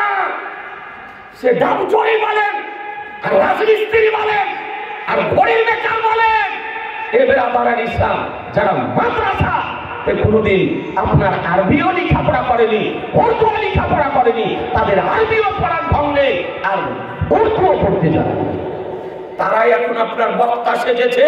ল্যাপটপ ঘাটাঘাটি করে, কম্পিউটার চালাচালি করে একদিন বসিয়ে দেন না, ভাগরিয়া পড়াতে বসিয়ে দেন। একবারে আকাশের নিচে, জমিনের উপরে, প্রকাশ্য দিবালোকে ভাগরিয়া পড়ার স্থানে বসিয়ে দেবে। দেখুন যার ভাঁড়ের তেল কতটা আছে আপনি দেখুন। আজিজানে মুহতারাম, বলছে কিয়াম করা বিদআত, নাজায়েজ হারাম। আর নানি মরে যাবে আপনার কোরআন হাদিস ইজমা কিয়াসের আলোকে কিয়াম করাকে নাজায়েজ বিদআত হারাম প্রমাণ করা সম্ভব হবে না। বলুন হারাম তো দূরের কথা, আপনাকে আমি গ্যারান্টি দিতেছি এরকম কোন মা সন্তানের জন্ম দেয়নি যে কিয়াম করাকে আপনার নাজায়েজ প্রমাণ করতে পারে। কিয়াম করা কাকে বলে? দাঁড়িয়ে আদব সহকারে নাভির উপরে সালাম পেশ করাকে কিয়াম বলে। যে সালাম পড়তে খোদা বলেছেন, নাভির উপরে দারুদ পড়তে খোদা বলেছেন, সালাম পড়তে খোদা বলেছেন। আজিজানে মুহতারাম, আমরা তাই সম্মান প্রদর্শন করে একটু আদব সহকারে দাঁড়িয়ে সালামটা করি। তার চুলকানি হচ্ছে। এক একটা সভাতে দেখছি আপনার ওই গুরুতে বলেছে দাঁড়াতে হয় না, বিদআত হারাম। আপনার পাথরের মতন বসে আছে গো। পাথরও হয়তো একটু হিলে তো ও নড়ে না, ও মনে করছে নড়লেই পাথর হয়ে যাবে, নড়লেই গুনাহ হয়ে যাবে, এই জন্য একবারে পাথরের মতন বসে আছে। আজিজানে মুহতারাম, বেশি কথা বলবো না। যদি কেউ কিয়ামের বিপক্ষে যদি বলে তার দলে যাবে, এই জোরে বলেন না। কেউ যদি কিয়ামের বিরুদ্ধে যদি বলে তার পক্ষে যাবেন, একটু জোরে বলতে হবে, আর একটু জোরে বলেন। কিয়াম করা কোন হাদিসে আছে? এই হাদিস খুঁজে পাই না, কোন হাদিস আছে কিয়াম করা? একটা আপনাকে হাদিস শরীফ দেখিয়ে দিই। আজিজানে মুহতারাম, বেশি নয়, একটা হাদিস শরীফ বলবো, দেখাবো। জি, একটা ভাই 1000 টাকা দেন, বেশি নয় 1000 টাকা দেন, আল্লাহ আপনাদের রুজি রোজগার। মা বোনেরা, মা আপনাদের তো ভান্ডার ঢুকছে অ্যাকাউন্টে, ঢুকে না? এ বাপু, এ দেশে ঢুকে না? অ্যাকাউন্টে মাসে মাসে আপনারা 11 মাসের টাকাতে শাড়ি কিনেন। মা 1 মাসের টাকাটা দেন মাদ্রাসাতে, এই 1 মাসের টাকা 1000 টাকা। একটা ভলেন্টিয়ার না? আপনি চান না? আপনি চান মা বোনদের দয়া যদি হয়, মায়া যদি হয়, মায়েদের দিল নরম, মায়েদের দিল কমল, মায়েদেরকে মারিয়েন না ভাই। জি, খুব যদি রাগ হয় বাড়ি থেকে বেরিয়ে গিয়ে চায়ের স্টলে একটু চা পান করে চলে আসেন, রাগ পড়ে যাবে। আলহামদুলিল্লাহ, দেখেন ভাই জানবার 1500 টাকা একটু যান না, যান। মা বোনদের দিল নরম, দেবে 1 মাসের। মা মা বলেছি দেন 1 মাসের ভান্ডারের টাকা 1 মাসের দেন। আপনি একসঙ্গে দিতে না পারেন 6 মাসে দিন, জান অফার দিয়ে দিলাম। একজন ভাই আমার 1500 টাকা দিয়েছে, আল্লাহ যেন কবুল করে নেন, রুজি রোজগারে যেন আল্লাহ তাআলা বরকত দান করে। এই একটা হাদিস আপনাকে শুনে দিই চট করে, একটা হাদিস 1000 টাকা দেন না, বাবার নামে, মায়ের নামে, ছেলের নামে, 1000 টাকা, মাত্র 1000 টাকা। পারবেন না? একজন ভাই পক্ষে সম্ভব হবে না? একটু হাত উঠান না, নামটা লিখিয়ে দেন না, পরে আপনি দিয়ে দিন। এবার আদার ইসলাম 2 মাস 3 মাস পরে দিয়ে, না হলে 4 মাস পরে দিন। আলহামদুলিল্লাহ মা, আপনাদের কাছে দেখেন ভাইজান গিয়েছে, আপনি নামটা লিখিয়ে দেন, পরেই দিয়ে, আল্লাহ আপনাদের রুচি রোজগার বরকত দিবে। মাত্র 1000 টাকা, বেশি বলে দিন, 1000 টাকা। একটু নামটা লিখিয়ে দেন না, সুবহানাল্লাহ। আপনি 2 মাস পরে দিন, 4 মাস পরে দিন, আল্লাহ আপনাদের রুচি রোজগারে বরকত দেবে। নামটা কমসে কম বলে দেয়, একটা বাদে ব্রাদার আর ইসলাম। তো হাদিস শরীফটি আপনাকে একটি হাদিস শরীফ দেখাই। আজিজানে মুহতারাম, যে আমার নবী পাক সাহেবে লাউলাক সাল্লাল্লাহু তাআলা আলাইহি ওয়াসাল্লাম কি বলেন? এই হাদিসটি দেখতেছেন, এটা বুখারী শরীফের সালাম, এর নাম হলো উমদাতুল কারি। 25 খণ্ডে বিভক্ত। কত খণ্ডে বললাম? 25 খণ্ডে বিভক্ত। এটা হচ্ছে 22 নম্বর খণ্ড। একটা খণ্ড এনেছি, আর 24 খণ্ড মাদ্রাসা লাইব্রেরিতে আছে। Lebanon বাইরুতের print. আজিজানে মুহতারাম, এই হাদিসটি বুখারী শরীফের কত পেজে আছে? আপনাকে একটু বুখারী শরীফের পেজ নাম্বারটা বলি। হাদিসটি আপনার বুখারী শরীফ লেবানন বাইরুতের প্রিন্ট, পেজ নাম্বার 1487, হাদিস নাম্বার 6262। এই হাদিসটি আছে বুখারী শরীফ ভারতের প্রিন্ট, 2য় খণ্ড, 926 পৃষ্ঠা। আবু দাউদ শরীফ লেবানন বাইরুতের প্রিন্ট, পেজ নাম্বার 1093, হাদিস নাম্বার 5215। আর আবু দাউদ শরীফ ভারতের প্রিন্ট, 2য় খণ্ড, 708 পৃষ্ঠা। আর সাহেবে মিসকাত হাদিসটি সংকলন করতেছেন মিসকাত শরীফ ভারতের প্রিন্ট, 2য় খণ্ড, 403 পৃষ্ঠা। কথা বুঝলেন? এতগুলি হাদিস আছে বিশুদ্ধ সনদ সহকারে। আজিজানে মুহতারাম, যে আমার নবী পাক সাহেবে লাউলাক সাল্লাল্লাহু তাআলা আলাইহি ওয়াসাল্লাম কি বলেন? আর এই উমদাতুল কারি 22 খণ্ডে আপনার 390 পৃষ্ঠাতে হাদিস শরীফটি আপনার বর্ণিত হয়েছে। 6262 নম্বর হাদিস। হাদিসটি দেখুন, আন আবি সাইদিন আন্না আহলা কুরাইদাতা নাসালু আলা হুকমে সাদিন ফারসালা নবী সাল্লাল্লাহু তাআলা আলাইহি ওয়াসাল্লাম ইলাইহি ফাজাআ ফাকালা কুমু ইলা সাইয়্যিদিকুম। একবার সুবহানাল্লাহ বলেন। সুবহানাল্লাহ, জোরে বলেন না সুবহানাল্লাহ। হাদিসটির অনুবাদ করে দিই, একটা ভাই 500 টাকা দেন না? জি, পকেটে না? একজন ভাই 500 টাকা দেন এই মাদ্রাসার জন্য। পিছনের ভাইদের অনুরোধ করবো, কমিটির ভাইদের অনুরোধ করবো, একটা ভাই 500 টাকা দেন। পকেটে যদি থাকে তো গোপন রাখিয়েন না। আমার রাসূলুল্লাহ পকেটের ভিতরও দেখতে পান, পকেটের বাহিরেও দেখতে পান। একটা ভাই দেন 500 টাকা। এই বাম হাতে ডান হাতে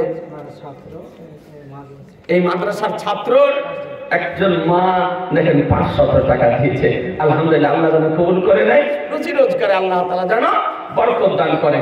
তো হাদিসটির বাংলা অনুবাদ শুনুন।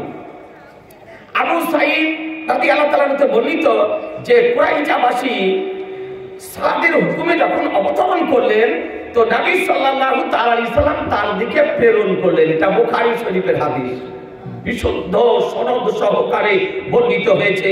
এ বেরাদা, তো তারপরে তিনি যখন আসলেন, তো আমার নবী সাল্লাল্লাহু তাআলা আলাইহি ওয়াসাল্লাম বলেন, কুমু ইলা সাইয়্যিদিকুম, তোমাদের সরদারের জন্য দাঁড়িয়ে যাও। আজিজানে মুহতারাম, আপনাদেরকে বলতে চাই, নবী আমার একজন সাহাবীর জন্য অন্য সাহাবীদেরকে আজকে তার সম্মান প্রদর্শন করতে হুকুম দিলেন যে দাঁড়িয়ে যাও।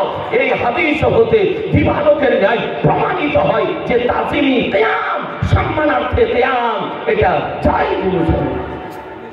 এটা হাদিস বুখারীর হাদিস শরীফ থেকে প্রমাণিত। এখন ব্যাখ্যা দিতেছে। কারো কোনো বক্তার মন করা বক্তব্য চলবে না, কোনো বক্তার মন করা বক্তব্য চলবে না। মুহাদ্দিসিনে কেরাম যা ব্যাখ্যা দিয়েছেন সেই ব্যাখ্যাটা আপনাকে মেনে নিতে হবে। এরপরে উমদাতুল কারীর মধ্যে আপনার আল্লামা বদরুদ্দিন আইনি রাহমাতুল্লাহ আলাইহি 391 পৃষ্ঠাতে এই হাদিসের ব্যাখ্যা দিতেছেন। আন্নাল কিয়ামা আলা আরবাতি আউজুহিন, নিশ্চয় কিয়াম হলো 4 প্রকার। কয় প্রকার? 4 প্রকার। বলেন কিয়াম হলো 4 প্রকার। الأول مهجور والثاني مكروه والثالث جائز والرابع مندوب। প্রথম হলো মাহজুর, দ্বিতীয় হলো মাকরুহ, তৃতীয় হলো জায়েজ, আর চতুর্থ হলো মুস্তাহাব। চতুর্থ হলো মুস্তাহাব। এরপরে তিনি বলেন ওয়াকাল আল বাইহাকি আল কিয়াম আলা ওয়াজহিল বিররি ওয়াল ইকরামে জায়েজুন। ইমাম বাইহাকি রাহমাতুল্লাহ আলাইহি বলেন যে সম্মানার্থে দাঁড়ানো হলো জায়েজ। কাকিয়ামিল আনসার লিসাদি ওয়া তালহাতাল কাবি, যেমন আনসারদের দাঁড়ানো সাদের জন্য, কাবে তলহার দাঁড়ানো কাবের জন্য। এ বিরাদারান ইসলাম উমদাতুল কারী থেকে প্রমাণিত যে তাজিমে কিয়াম জায়েজ। এ বিরাদারান ইসলাম আপনাদেরকে বলতে চাই, আজ পর্যন্ত কোন ভ্রান্ত মতবাদ পোষণকারীগণ দাঁড়িয়ে সালাম পড়াকে না চাই প্রমাণ করতে পারেনি। কিয়ামতের সকাল পর্যন্ত প্রমাণ করা সম্ভব হবে না। কোরআন বলল মাতাকুম রাসূলু ফাখুযুহু ওয়া মা নাহাকুম ফান্তাহু। রাসূল যা প্রদান করেন তা গ্রহণ করে নাও, তিনি যা বারণ করেন তা থেকে বিরত। আজ আমাদের ঘর থেকে জন্ম নিচ্ছে লামাঝাবি হচ্ছে, হচ্ছে না? ঠিক না বেঠি? হচ্ছে। আগেই বলেছি যে বাপ নাভির নিচে হাত বাঁধছে আর বেটা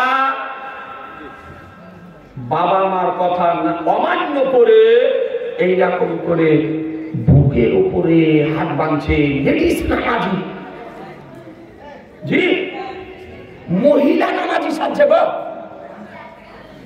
তো হাতটা বুকের উপরে বাঁধতে হবে পুরুষদের, না নাভির নিচে বাঁধতে হবে? জি বলবো? হ্যাঁ না করছেন না যে? একটু শোনেন। এই জন্য যেন আপনাদের আমাদের ঘরের সন্তানেরা যেন ওই ওয়াহাবিতে না লিখে দেয়, ওই লামাযহাবির দলে। আপনারা কি বলেন এই যারা বুকের উপরে এরকম করে হাত বাঁধে ওদেরকে কি বলেন আপনারা? আহলে হাদিস। ওরা নিজেরা নিজেদেরকে বলে আহলে হাদিস। প্রথমে এদের নাম ছিল ওয়াহাবি। কোন ভাই যদি থাকেন রাগ করিয়েন না, আপনাকে সংশোধন করার জন্য বলছি। প্রথমে এর নাম ছিল ওয়াহাবি। ওয়াহাবি নামে যখন ঘৃণা করতে আরম্ভ করলো মানুষ, তখন ইংরেজদের শাসন আমল, তাই ইংরেজদের পা ধরে, ইংরেজদের হাত ধরে, ইংরেজদেরকে অনুরোধ করে, ইংরেজদেরকে রিকোয়েস্ট করে আপনার নাম নিয়েছে আহলে হাদিস। এই নামটি দিয়েছে ইংরেজেরা। ওরা কি জানে? যেমন কিছু দল বেরিয়েছে এবং নাম নিয়েছে আহলে কোরআন, তার মানে কোরআন ছাড়া কিছু মানবে না, নাম নিয়েছে আহলে কোরআন। আর এরা নাম নিয়েছে আহলে হাদিস। এই নামটাকে দিয়েছে ইংরেজরা। আমি দায়িত্বশীলতার সঙ্গে বলছি, আহলে হাদিস নাম রাখা ভুল, ভুল, ভুল। শরীয়তের আলোকে এই নামটিকে বৈধ প্রমাণ করা সম্ভব হবে না। আহলু সুন্নাত আল জামাত হতে পারে, কিন্তু আহলে হাদিস হতে পারবে না। আর একটি দল হলো জান্নাতি, তার নাম কি? আহলে সুন্নাত ওয়াল জামাত। তার নাম কি? আহলে সুন্নাত। জোরে বলছেন না যে? এ বিরাদারান ইসলাম সংক্ষিপ্ত আকারে তাকে বলে সুন্নি মুসলমান। বেশক বেশক। সংক্ষিপ্ত আকারে কি বলে? সুন্নি মুসলমান। আচ্ছা, এটা কি কিতাবে আছে? যে আপনাকে একটু কিতাব দেখিয়ে দিই। আজিজানে মুহতারাম, আমার নবী পাক সাহেবে লাউলাদ সাল্লাল্লাহু আলাইহি সাল্লাম কি বলেন? এই কিতাবটি দেখতেছেন মিশকাত শরীফের সারা। এর নাম হলো মিরকাতুল মাফাতি, পিওর নারহারবিতে লেখা। কিতাবটি রাইটার মোল্লা আলী কানি রহমাতুল্লাহ আলাইহি, প্রিন্ট জাকারিয়া বকিফত দেওবন্দ ইউপি। এরা বই ছাপে, বই বুঝে না, বুঝতে পারলে? বই এরা ছাপে, বই এরা বুঝে না। এই মিশকাত শরীফের সারা আপনার পিওর আরবি, এতে কি লিখতেছে দেখুন, প্রথম খণ্ডে 381 পৃষ্ঠায় লিখতেছেন যে আল ফিরকাতুন নাজিয়াতু হুম আহলুস সুন্নাহ। একবার সুবহানাল্লাহ, সুবহানাল্লাহ, সুবহানাল্লাহ। নাজাত প্রাপ্ত দল, মুক্তি প্রাপ্ত দল, জান্নাতি দল হলো আহলুস সুন্নাহ দল, জামাত মুসলমান। বেশাল বেশাল। এই জন্য কোন ভাই, কোন যুবক, কোন মাস্টার, কোন ডাক্তার যদি ওয়াহাবিতে গিয়ে নাম যদি লিখিয়ে থাকেন, এখনো সময় আছে, তওবার দরজা খোলা আছে। আহলুস সুন্নাহ ওয়াল জামাতের প্ল্যাটফর্মে ফিরে আসুন মুসলমান। বেশাল বেশাল। আপনাদের অনুরোধ করে দেখেন, মিরকাতের মধ্যে লেখা আছে। আমরা কথা দলিলে সহকারে বলি, বিনা দলিলে আপনার কথা বলি না। তবে রাদারানি ইসলাম বলতেছিলাম কি, যে এর পরিচয় এক আধ দেশে এক আধ রকম। ওরা নিজেরা নিজেদেরকে বলে আহলে হাদিস, এরা হলো মাযহাব অমান্যকারী। মাযহাব অমান্যকারী, মাযহাব অমান্যকারী, এরা কোনো ইমাম মানে না। আর আমরা কি করি? ইমাম মান্য করি। আমরা আনন্দিত, গর্বিত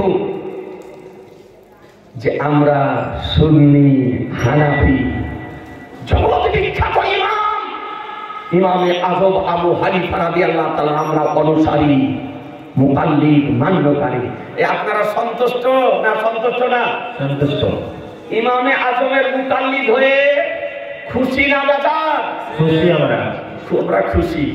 জি, কোন ব্যক্তি যদি ভাদুরিয়া পাড়ার মোড়ে একখানা 100 টাকার তসবিহ নিয়ে দাঁড়িয়ে গিয়ে যদি বলে সুন্নি হানাফি, সুন্নি হানাফি, সুন্নি হানাফি, তো কেউ রাখবেন? কথা বলেন না না না। রাখবেন না না। মন খারাপ করবেন না, বেজার হবেন না, আনন্দিত হব, মুখে হাসি আসবে। হ্যাঁ, আর পকেটে পয়সা যদি থাকে তো মোড়ে থেকে, চায়ের স্টল থেকে ওকে একটা চাল পান করাবো, বলে খাবো। জি, আমাদের কোনো অসুবিধা নেই। আর এদেরকে, এদের নামটা যদি নেওয়া যায় তো সহ্য করে না গো। লামাঝাবিকে লামাঝাবি বলে রেখে যায়, দেওবন্দিকে দেওবন্দি বলে রেখে যায়, তাবলিগকে তাবলিগ বলে রেখে যায়, জামাতিকে জামাতি বলে রেখে যায়, কাদিয়ানিকে কাদিয়ানি বলে রেখে যায়। হ্যাঁ, তার মানে নাম বলাটা সহ্য করতে পারে না, বলে গালি দিয়ে দিল, গালি দিয়ে দিল, কিছু বলা হয়নি, উঠে আপনার চলে যায়। তার মানে নাম বলাটা যে সহ্য করতে পারে না, তার মানে মালটাতে ভেজাল আছে, নাকি বলছেন? এক কথা বলেন না, মালটার মধ্যে ভেজাল আছে, ভেজাল। এই জন্য নাম বলাটা সহ্য নিতে পারে না। আমি আপনাদেরকে বলবো, ওই ভেজালে মাল ত্যাগ করে আহলুস সুন্নাত ওয়াল জামাতের প্ল্যাটফর্মে ফিরে আসুন। আর এক এক দেশে এক এক নাম। কোন দেশে বলে ওয়াহাবি, না হলে চিনতে পারে না। কোন দেশে বলে লামাঝাবি, না হলে চিনতে পারে না। কোন দেশে বলে আহলে হাদিস, না হলে চিনতে পারে না। কোন দেশে বলে সালাফি, না হলে চিনতে পারে না। কোন দেশে বলে বাদিয়া, কোন দেশে বলে জোধা, কোন দেশে বলে হেজাতি, না হলে চিনতে পারে না। জি, আবার কোন দেশে বলে লেংটি খোলা, না হলে ওকে চিনতে পারে না। এমন দেশ আছে যাকে চিনতে পারে না, ওকে বলে হাত ঝাড়ুয়া, না হলে বুঝতেই পারে না। আবার কোন দেশে আছে ওকে বলে পা ঝাড়ুয়া। তার মানে নামাজে দাঁড়াবে তো মোটামুটি 1-1.5 হাত তাকে ভাগ করে। জি, দেখেছেন আপনার মসজিদে, ভাদুরিয়া পাড়ার মোড়ের মসজিদে প্রথম কাতারে যদি 20 জন মুসল্লি ধরে, আর ওরা যদি 10 জন দাঁড়িয়ে যায় তো গোটা লাইন শেষ। আর তারপরে সাজদাতে যখন যাবে তখন গুটিয়ে দিল, আবার যখন দাঁড়ালো তখন ছিটিয়ে দিল, মনে হচ্ছে নামাজে কবাডি খেলছে। কবাডি খেলা নামাজ। আজি চলে মোহতারাম, আমি চ্যালেঞ্জ করতেছি, 1-1.5 হাত পাকে দূরত্বে রাখা হাদিস পৃথিবীর কোনো কিতাবে না, পৃথিবীর কোনো কিতাবে না। হানাফি মাযহাব মান্যকারীগণ, শাফি মাযহাব মান্যকারীগণ, মালিকি মাযহাব মান্যকারীগণ, হাম্বলি মাযহাব মান্যকারীগণ, কোন মাযহাব মান্যকারীগণ এইরকম 1-1.5 হাত পাকে দূরত্বে রাখে না। এটা হলো ওয়াহাবিদের চিহ্ন। কার চিহ্ন? এটা ওয়াহাবিদের চিহ্ন। এদের আপনার ইসলাম তাই একাদ নামে আর আপনার চিহ্ন পরিচয়, তা আপনি হাতটা বাঁধবেন কোথায়? হাদিসটি শুনুন, এর হাদিস নজরে পড়ে না, দেখতে পাই না। ব্রাদারান ইসলাম আজকে সমাজে বিশৃঙ্খলার সৃষ্টি করতেছে। জি, একটা মাত্র আপনাকে হাদিস শরীফ আপনার দেখিয়ে দিই। আজিজানে মোহতারাম, প্রথমে একটা আপনাকে হাদিস শরীফ বলি যে নিয়াত করার সময় পুরুষেরা হাত কত দূর উঠাবে? এত দূর না এত দূর? আপনারা কত দূর উঠান? ভাই আপনি বলেন না, আপনার একটু সাপোর্ট নেওয়া দরকার। এত দূর না? বাপদাদার যুগ থেকে উঠিয়ে আসছেন। আর দেখা যাচ্ছে পেটের ছেলে ওকে মানুষ করলো বাপ, আর বাপকে বলছে ভুল। হ্যাঁ বলছে না? অনেক দেশে অনেক রিপোর্ট আমাদের কাছে আছে গো। বাপকে বলছে ভুল, বলছে মাযহাব মান্য করা হলো শিরক। তার মানে যে মাযহাব মান্য করবে সে মুশরিক হয়ে যাবে। তাহলে বুঝেন কত কঠিন ফাতোয়া ওদের ফাতোয়া। তো হাত কত দূর উঠাবেন হাদিসে দেখেন। আন মালিক ইবনে হুয়াইরিস আন্না রাসূলুল্লাহ সাল্লাল্লাহু আলাইহি সাল্লাম কানা ইদা কাব্বারা রাফা ইয়াদাইহি হাত্তা ইউহাদিয়া বিহিমা উযনাইহি। একবার সুবহানাল্লাহ বলেন। সুবহানাল্লাহ জোরে বলতে হবে সুবহানাল্লাহ। হাদিসটি Muslim Sharif, Lebanon বাইরুতের page number 201, হাদিস নাম্বার 865। মুসলিম শরীফ ভারতের প্রথম খণ্ড 167। বিশুদ্ধ সনদ সহকারে হাদিসটি বর্ণিত হয়েছে। আপনারা ভালো করে, এটা পুরুষের নামাজে হাত উঠানোর বিধান। কি? মালিক ইবনে হুয়াইরিস রাদিয়াল্লাহু তাআলা বর্ণিত যে রাসূলুল্লাহ সাল্লাল্লাহু আলাইহি সাল্লাম তিনি যখন তাকবীর বলতেন তো 2 হাত উঠাতেন। নবী আমার যখন তাকবীর বলতেন তো কি করতেন? 2 হাত উঠাতেন। 2 হাত উঠাতেন। কত দূর? তো বলেন হাত্তা ইউহাদিয়া বিহিমা উযনাইহি। নবী আমার 2 হাত কানের লতি পর্যন্ত পৌঁছে যেত। সুবহানাল্লাহ। 2 কানের লতি বরাবর কান পর্যন্ত নবীর আমার হাত পৌঁছে যেত।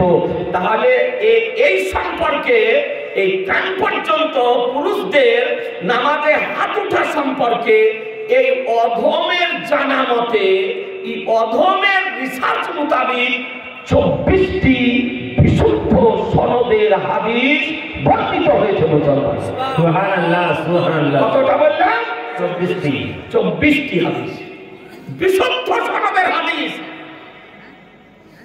একাধিক মুহাদ্দিস নিজ গ্রন্থে আনয়ন করেছেন। কেন এই হাদিসগুলির উপরে নজর পড়েনি? দেখতে পেলে না?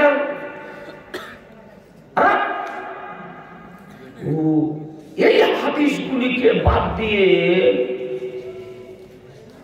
এরকম করছে না? এক কথা বলেন না,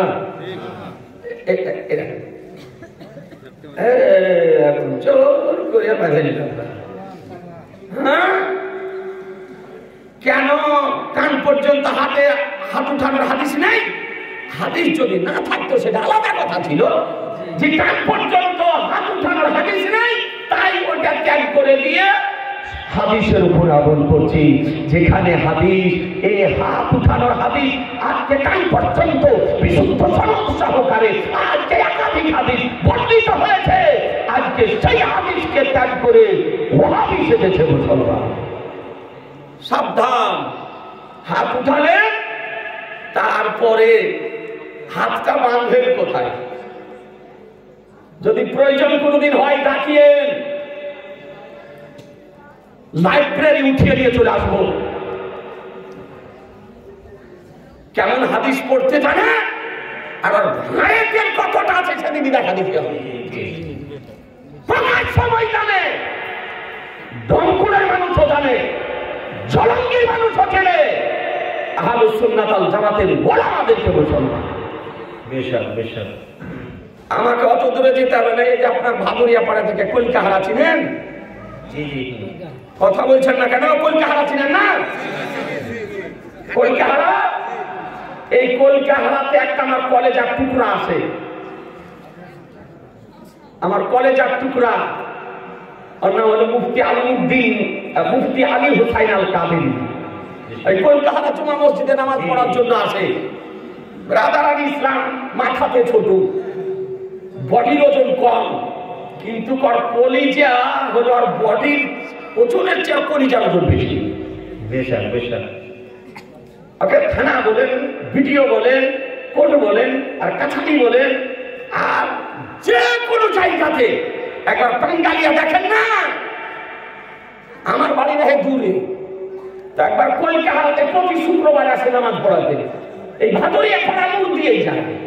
তো একদিন বাঙ্গালিয়া দেখেন, ওটা আমার ছাত্র, 6 বছর পড়িয়েছি। আর আমার দেশের ছেলে, ওকে আমি এত বড় ছেলে নিয়ে এসে পড়িয়ে বেরেলি শরীফ পাঠিয়েছিলাম। আর বেরেলি শরীফ থেকে নিয়ে এসে এখন আপনার গোপীনাথপুর মাদ্রাসার প্রধান শিক্ষক। সব ওয়াহাবি চিনে আপনি। দমকল সাব ডিভিশনে যত ওয়াহাবি আছে সব ওয়াহাবি তাকে চিনে। আমাদের সঙ্গে বাস পরে করিয়ে, আমাদের দূরে বাড়ি, আমার ছাত্রের সঙ্গে একবার বাস করে দেখেন না, কেমন লাগে, একবার মোকাবেলা করে দেখেন। ব্রাদার ইসলাম তা করবে না, জানিও করতে পারবে না। কিন্তু আজকে মানুষকে বিভ্রান্ত করতে হাত কোথায় বাঁধবেন? একটা হাদিস শরীফ আপনাকে শুনিয়ে দিই। আন আবি জুহাইফা আন্না আলী রাদিয়াল্লাহু তাআলা আনহু ক্বালা আস-সুন্নাতু ওয়াদুল কাফি আলাল কাফি ফিস সালাতি তাআলা সুররা। সুবহানাল্লাহ। জোরে বলেন সুবহানাল্লাহ। হাদিসটি কোথায় আছে? আবু দাউদ শরীফ, লেবানন বাইরুতের পীর, পেজ নাম্বার 221, হাদিস নাম্বার 756। আবু দাউদ শরীফ, ভারতের পীর, প্রথম খণ্ড, 110 পৃষ্ঠা, 3 নম্বর টিকাতে হাদিসটি বর্ণিত হয়েছে।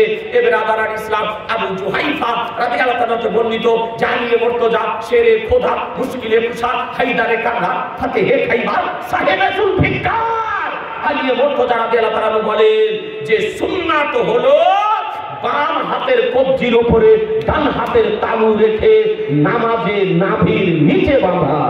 বেশক বেশক বেশক।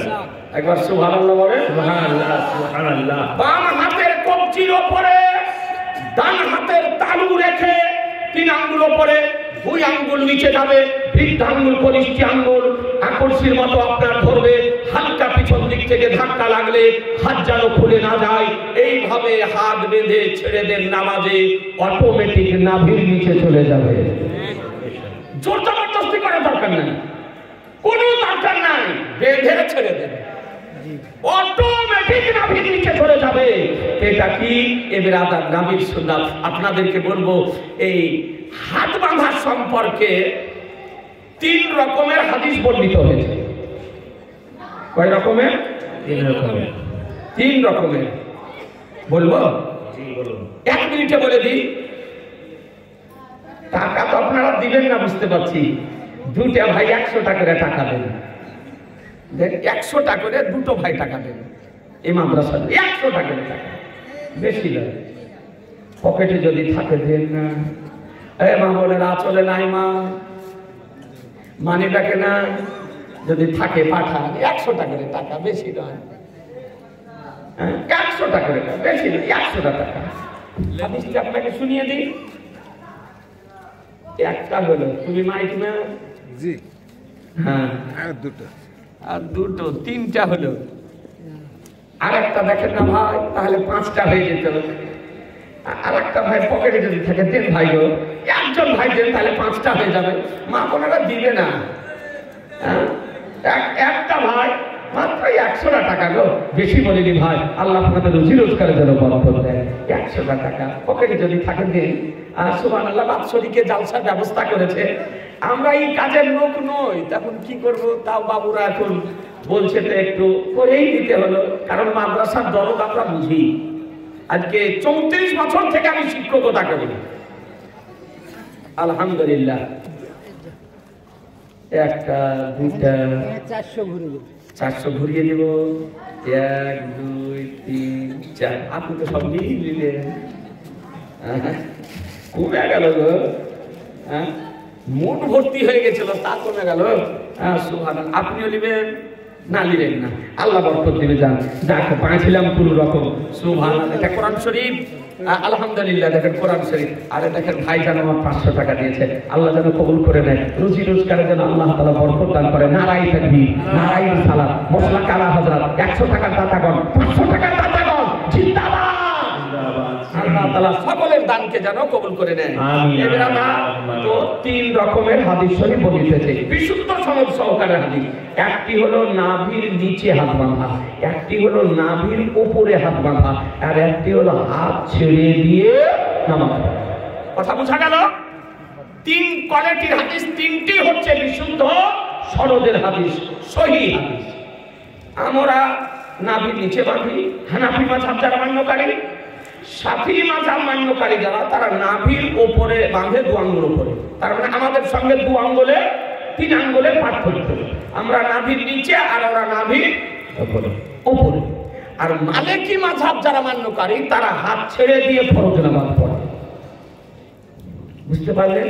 জি জি। ইমাম তিরমিজি রাহমাতুল্লাহ আলাইহি, ইমাম তিরমিজি রাহমাতুল্লাহ আলাইহি তিনি কি লিখতেছেন দেখুন।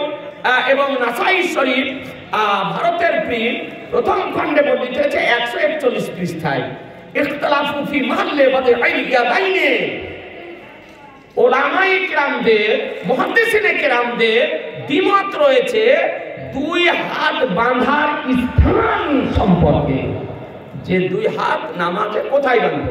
নাভির নিচে না নাভির উপরে, না হাত ছেড়ে দিয়ে কোথায় বাঁধবো? তো বলেন, মুখতার আবি হানিফা রাদিয়াল্লাহু তাআলা আনহু তাহাতা সুররাতিহি। পছন্দনীয় কাউল, মুখতার কাউল, গৃহীত কাউল হলো আবু হানিফা রাদিয়াল্লাহু তাআলা আনহু, অর্থাৎ নাভির নিচে। কোথায়? নাভির নিচে। 3 কোয়ালিটির হাদিস, নাভির নিচে, নাভির উপরে, হাত ছেড়ে দেওয়া। এই 3 কোয়ালিটির হাদিস বর্ণিত হয়েছে। ইমামে আজম হচ্ছেন একজন তাবি, তিনি স্বচক্ষে সাহাবীকে দেখেছেন, সাহাবীর কাছ থেকে হাদিস সংগ্রহ করেছেন, সাহাবীর পিছনে নামাজ পড়েছেন। তিনি 3 কোয়ালিটির হাদিসকে একত্রিত করে, ছানবিন করে, পরীক্ষা নিরীক্ষা করে, গবেষণা করে, ইজতিহাদ করে পৃথিবীবাসীকে আজকে উপহার দিয়েছেন যে নাবির সুন্নাত কোনটি। 3টাই হাদিস, কিন্তু সুন্নাত কোনটি? এই 3টির মধ্যে তিনি সুন্নাত নির্বাচন করেছেন, যে নাভির নিচে হাত বাঁধা হলো নাভির সুন্নাত। তাই ইমামে আজম নাভির নিচে হাত বাঁধার হাদিস সংকলন করে পৃথিবীবাসীকে উপহার দিয়েছেন। মুসলমান হাদিস প্রত্যেকটি সুন্নাত হলো হাদিস, কিন্তু প্রত্যেকটি হাদিস সুন্নাত নয়। তাহলে নাভির নিচে হাত বাঁধা নাভির সুন্নাত।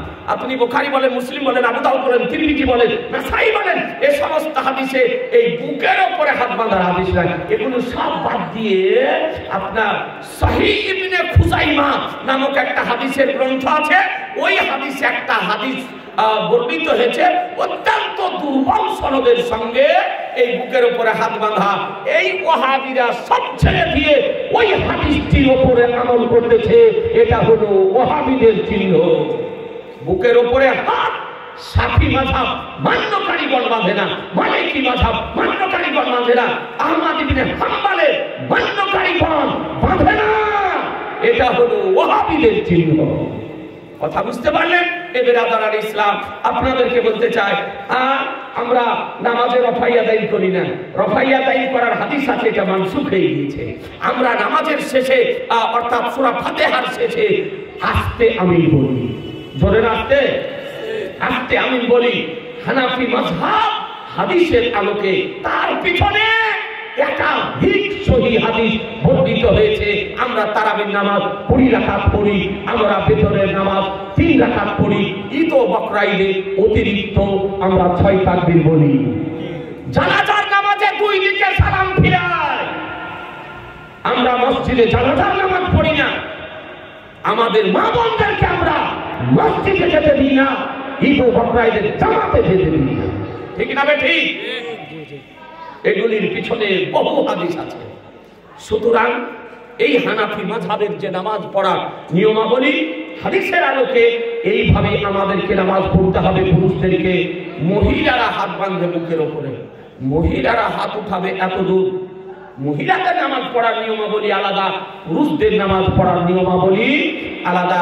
এই আর সুন্নি জামাতের আকীদা যে নবী আমার খোদার নূরে তৈরি, সুন্নি জামাতের আকীদা নবী গায়বের সংবাদদাতা, সুন্নি জামাতের আকীদা নবী বেমিসাল, সুন্নি জামাতের আকীদা নবী আমার হায়াতুল নবী, সুন্নি জামাতের আকীদা নবী আমার শাফাতকারী, সুন্নি জামাতের আকীদা নবী হাজির ও নাজির, সুন্নি জামাতের আকীদা নবী ওসিলা দিয়ে খোদার দরবারে দোয়া করা যায়, সুন্নি জামাতের আকীদা যে বেরাদারান ইসলাম নবীর নাম শুনে চোখে চুমা দেওয়া যায়, সুন্নি জামাতের আকীদা কিয়াম করা যায়, দরুদ উচ্চস্বরে দরুদ শরীফ পড়া যায়, ইয়া নবী সালাম আলাইকা পড়া যায়, বেরাদারান ইসলাম তিখা চাকাম চালিশা করা যায়, কবর জিয়ারত করা যায়, জানাজার পরে দোয়া করা যায়, মাটি দেওয়ার পর দোয়া করা যায়, আজানের পর হাত উঠিয়ে দোয়া করা যায়, কবরে আযান দেওয়া যায়। সমস্ত আযান মসজিদের বাইরে সুন্নি জামাতের আকীদা যে মুহররম পালন করা যায়, শবে বরাত পালন করা যায়, শবে মেরাজ পালন করা যায়, ঈদে মিলাদুন নবী পালন করা যায়, জুলুস মিছিল বের করা যায়, আল্লাহর ওলিদের মাজারে চাদর দেওয়া যায়, আল্লাহর ওলিদের নিকটে ব্যায়াত গ্রহণ করা যায়, আল্লাহর ওলিদের উরুস শরীফে অংশগ্রহণ করা যায়, হাত উঠিয়ে দোয়া করা যায়, মুনাজাতের শেষে বিহাক্কে লা ইলাহা ইল্লাল্লাহু মুহাম্মাদুর রাসূলুল্লাহ সাল্লাল্লাহু আলাইহি সাল্লাম বলা যায়। এই সমস্ত আকীদাবলীর উপরে আপনাদের আমাদেরকে পাহাড়ের মতো স্থির থাকতে হবে। বলুন ইনশাআল্লাহ, ইনশাআল্লাহ, বলুন ইনশাআল্লাহ, ইনশাআল্লাহ। আর যারা চার মাযহাব থেকে বেরিয়ে গিয়ে নতুনত্ব নামে নতুনত্ব দলে আত্মপ্রকাশ করেছে, তাদের কাছ থেকে নিজেরা দূরে থাকুন, নিজেদের কাছ থেকে তাদেরকে দূরে রাখুন, তাদের ষড়যন্ত্র থেকে মসজিদকে রক্ষা করুন, মাদ্রাসাকে রক্ষা করুন, গ্রামকে রক্ষা করুন, জামাতকে রক্ষা করুন, ইমানকে রক্ষা করুন, পরিবার বর্গকে রক্ষা করুন। যে নবী নয় সে মুমিনের হতে পারে না, যে নবীর নয় সে মুমিনের কোনদিন হতে পারে না। এ বেরাদার, এর উপরে আপনাদেরকে থাকতে হবে। পরিশেষে একটা আপনার এই প্রশ্নটা ছিল, আপনার একটা কাগজ এসছে, উত্তরগুলি দিয়ে দিতেছি। পরিশেষে একটা বলি যে হাত তুলে আমরা দোয়া করি, আর দোয়া করার পর শেষে চেহারাটা হাত বুলাই না, বুলাই না, বুলান। এরা বলছে কোনো হাদিস নাই, তো একটা হাদিস বলবো, লাস্টে একটা হাদিস, 10টা করে টাকা দেন। এই মা বোনের এবার পারবেন, মা বোনদের জন্য 2টা মশলা না বলে যাবো না, 2টা মশলা বলে দিব। একটা 10টা করে টাকা, আপনার 10 টাকায় হচ্ছে 10,000 সমান। হ্যাঁ, 10 টাকা। বাপু দেখো তো মা বোনেরা একটু দেয় কিনা বেটারে। সুবহানাল্লাহ, 10 টাকা করে টাকা। তোমাদের হবে না? দাও না, 10 টাকা দাও। এই যা পকেটে যা আছে, এই বেটা জানা রে, টুপি মাথায় দে, চোখ যাও যাও যা। মা বোনেরা যদি আপনারা পারবেন না, পকেটে যদি থাকে দেন না, জিলাপি কিনবেন না, কি হলো, দেন 10 টাকা করে টাকা। পকেটে যদি থাকেন দেন, আর যদি না থাকে সেটা আলাদা কথা। আপনার পকেটে নাই, হ্যাঁ, আমি সবাইকে তো বলছি দেন না। সুবহানাল্লাহ, আপনার টাকা দেখে আর একজোড়া যদি দেন, আল্লাহ, এই বাবু তোমাদের পকেটে নাই? হ্যাঁ, সুবহানাল্লাহ, দেন মাত্র 10 টাকা করে টাকা, হাদিসটা শুনিয়ে দিই। হ্যাঁ, আলহামদুলিল্লাহ। একটা কেউ যাও দেখো সামনে, 200 টাকা নিতে দেখ ঘিরি, যাওয়াতে লাভ হলো কি হলো না? এরে বাবা রে, ব্যাপার তো খারাপ। হ্যাঁ আমাকে দাও না, আমি নিব না। রে আমি দেখবো টাকাগুলো যে 2-4টা হলো কিনা, না কি বলছে? 500 200 না 300 200। সুবহানাল্লাহ। পিছনে ভাইরা বোধহয় 2-1টা দিতেন, কাছে বোধহয় থাকলে, যাক না থাকলে আর কি করা যাবে। দেখেন হাদিস আপনাকে শুনিয়ে দিতে, উত্তরটা আপনাকে দিয়ে দিতেছি। আপনি জানেন তারা যারা হাদিস পড়তে জানে না, এরা আলবানির হাদিস পড়ে, নাসিরউদ্দিন আলবানি, শাওকানি, তারপরে ওই ইবনে তাইমিয়া, এদেরই আপনার লিখনি আপনারা পড়ে, এই জন্য আপনারা খুঁজে পাই না। তো দেখুন একটা হাদিস শরীফ আপনাকে শুনিয়ে দিই। عن سعيد بن يزيد رضي الله تعالى عنه قال إن النبي صلى الله عليه وسلم كان إذا دعا فرفع يديه ومسح وجهه بيديه। سبحان الله। হাদিসটি কোথায় আছে? আবু দাউদ শরীফ প্রথম খণ্ড পেজ নাম্বার 209, প্রিন্ট ভারতের আজকে মুসনাদে আহমদ চতুর্থ খণ্ড 221 পৃষ্ঠা, কানজুল উম্মাহ লিল মুত্তাকি হাদিস নাম্বার 18014 চতুর্থ খণ্ড 82 পৃষ্ঠা, আবু দাউদ শরীফ হাদিস number 1492 page number 355, print Beirut Lebanon. হাদিসের রাবি সাইদ ইবনে ইয়াজিদ রাদিয়াল্লাহু তাআলা আনহু বর্ণিত যে নবী সাল্লাল্লাহু আলাইহি সাল্লাম তিনি যখন দোয়া করতেন তো দুই হাত উঠিয়ে দোয়া করতেন। কি রে বেটা 500 টাকা একদম দিয়েছে। সুবহানাল্লাহ। যার শেষ ভালো তার সব ভালো। একজন 500 টাকা দিয়েছে, দেখো দিদি এদিকেও দিয়েছে, এদিকেও হলো 1 2। সুবহানাল্লাহ। দেখেন এবার হাতে আর আসবে না। হ্যাঁ ইনশাআল্লাহ। হ্যাঁ সুবহানাল্লাহ। 100 ওগুলো দিবেন না? হ্যাঁ দিব, আমি বললিব। আমি কত দিব? যা দিবেন দিয়ে দেন, দেরি না করে। আমি 30 টাকা দিলাম, আমার তো গিটে ব্যথা ধরে গেছে। সুবহানাল্লাহ। যাক যেটা হলো হলো। সুবহানাল্লাহ। নারায়ে তাকবীর, নারায়ে। এই বেটা তোর হাতে আছে? আরে যা। সুবহানাল্লাহ। মাদ্রাসা চলবে না মানে? ইনশাআল্লাহ চলবে। নারায়ে তাকবীর, নারায়ে রিসালাত, মশলা কালা হাজরা। 100 টাকা, 50 টাকা, 10 টাকা, 20 টাকা, 50 টাকা, 500 টাকা, 200 টাকা পাঠাবেন। সুবহানাল্লাহ। আল্লাহ যেন কবুল করে নেয়। ব্রাদার আর ইসলাম তা হাদিসটি বাবা আরো দিচ্ছেন। হ্যাঁ দিলাম। সুবহানাল্লাহ। যাক পাওনা যে পাওনা ছিল। তো সাইদ ইবনে ইয়াজিদ রাদিয়াল্লাহু তাআলা বলেন, তো তিনি বলেন যে আমার রাসূলুল্লাহ যখন দোয়া করতেন তো দুই হাত উঠিয়ে দোয়া করতেন এবং দোয়ার শেষে চেহারার উপরে হাতকে ভুলিয়ে দিতেন। সুবহানাল্লাহ বলেন। সুবহানাল্লাহ। আর এই নামাজ পড়ে আপনার সুসুর করে মসজিদ থেকে বেরিয়ে চলে যাচ্ছে গো, দোয়া করে না। এই বিরাদার জেনে নেবেন একে ওহাবি ভাইরাসে আক্রমণ করছে। সুতরাং এই সমস্ত ব্যক্তিদের কাছ থেকে বিরত থাকবেন। আজিজানে মহতারাম, প্রশ্নগুলির উত্তরটা চটচট করে ছোট ছোট করে দিয়ে দিই। বিরাদার আচ্ছা লিখেছেন মিশকাত শরীফ পৃষ্ঠা 658, হাদিস নাম্বার 4493, হযরত আনাস হতে বর্ণিত তিনি বলেছেন সাহাবায়ে কেরামদের নিকট রাসূলুল্লাহ সাল্লাল্লাহু আলাইহি সাল্লামের তুলনায় কোন ব্যক্তি অধিক প্রিয় বা সম্মানিত ছিল না, অথচ তারা যখন তাকে দেখতেন তখন তারা বসা থাকলেও দাঁড়িয়ে যেতেন না, কেননা তারা জানতেন যে তা তার অপছন্দনীয়। তিরমিজি। ব্রাদার আর ইসলাম সব হাদিস আছে। আচ্ছা এই যে কিয়াম, তারপরে হাদিস যেটা লিখেছেন ওটা উপরে দিই, একসঙ্গে উত্তর হবে। 4494 হাদিস নাম্বার হযরত মুয়াবিয়া রাদিয়াল্লাহু তাআলা বর্ণিত তিনি বলেছেন রাসূলুল্লাহ সাল্লাল্লাহু আলাইহি ওয়াসাল্লাম ইরশাদ করেছেন যে ব্যক্তি তার জন্য লোকদের স্থির হয়ে দাঁড়িয়ে থাকতে খুশি হয় সে যেন নিজের জন্য দোজখের ঠিকানা বানিয়ে নেয়। আবু দাউদ। দেখেন এটা হচ্ছে আবু দাউদ শরীফ, এটা হাদিস আছে। আচ্ছা 4495 হযরত আবু উমামা হতে বর্ণিত তিনি বলেছেন একদা রাসূলুল্লাহ সাল্লাল্লাহু আলাইহি সাল্লাম লাঠিতে ভর দিয়ে গৃহের বাইরে এলেন, তখন আমরা তার সম্মানার্থে উঠে দাঁড়ালে তিনি বললেন তোমরা আত্মীদের ন্যায় দাঁড়িয়ে যেও না, কেননা তারা এভাবে দাঁড়িয়ে গিয়ে একে অন্যকে সম্মান দেখিয়ে থাকে। আবু দাউদ। ওই হাদিসটিও দেখেন এই হাদিসটিতে আপনার আছে। ব্রাদার আর ইসলাম একটু হাদিসটি দেখিয়ে দিই।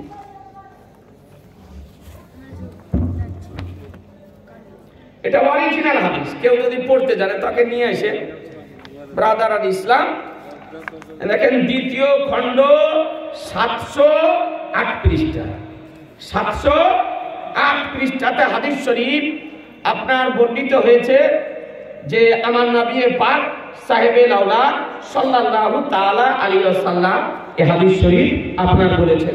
ব্রাদার আল ইসলাম, তো এই যে হাদিসটি লেখা হয়েছে এখানে মুতলাক কিয়ামকে নিষেধ করা হয়নি, মুতলাক কিয়ামকে দাঁড়ানোকে নিষেধ করা হয়নি। যদি মুতলাক কিয়ামকে দাঁড়ানো নিষেধ করা হয় তাহলে আপনি আমি চলতেই পারবো না, কি বলছেন? দাঁড়িয়ে কাজ করছি, দাঁড়িয়ে চলছি, বাসে দাঁড়াচ্ছি, কত কি করছি দাঁড়িয়ে। তাহলে দাঁড়ানো যদি না চাই হয় মুতলাক, তাহলে তো কোনো কাজই করা যাবে না। এটা মুতলাক কিয়ামকে নিষেধ করা হয়নি।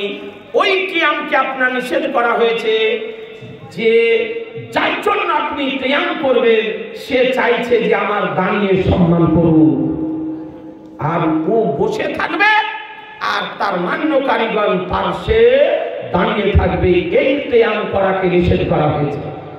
কথা বুঝতে পারলেন? এই হাদিসগুলি নিয়ে এই কিয়াম করাকে নিষেধ করা হয়েছে যে সম্মানিত ব্যক্তি ও আপনার বসে থাকবে আর ওর মনে চাইছে যে আমার দাঁড়িয়ে সম্মান করুক, আর যারা সম্মান করবে তারা দাঁড়িয়ে থাকবে। এই কিয়াম করাকে আপনার বারণ করা হয়েছে। আমি কিয়ামের ব্যাখ্যা দিলাম যে কিয়াম হচ্ছে 4 প্রকার: কিয়ামে মাহজুর, কিয়ামে মাকরুহ, কিয়ামে জায়েজ, কিয়ামে মুস্তাহাব।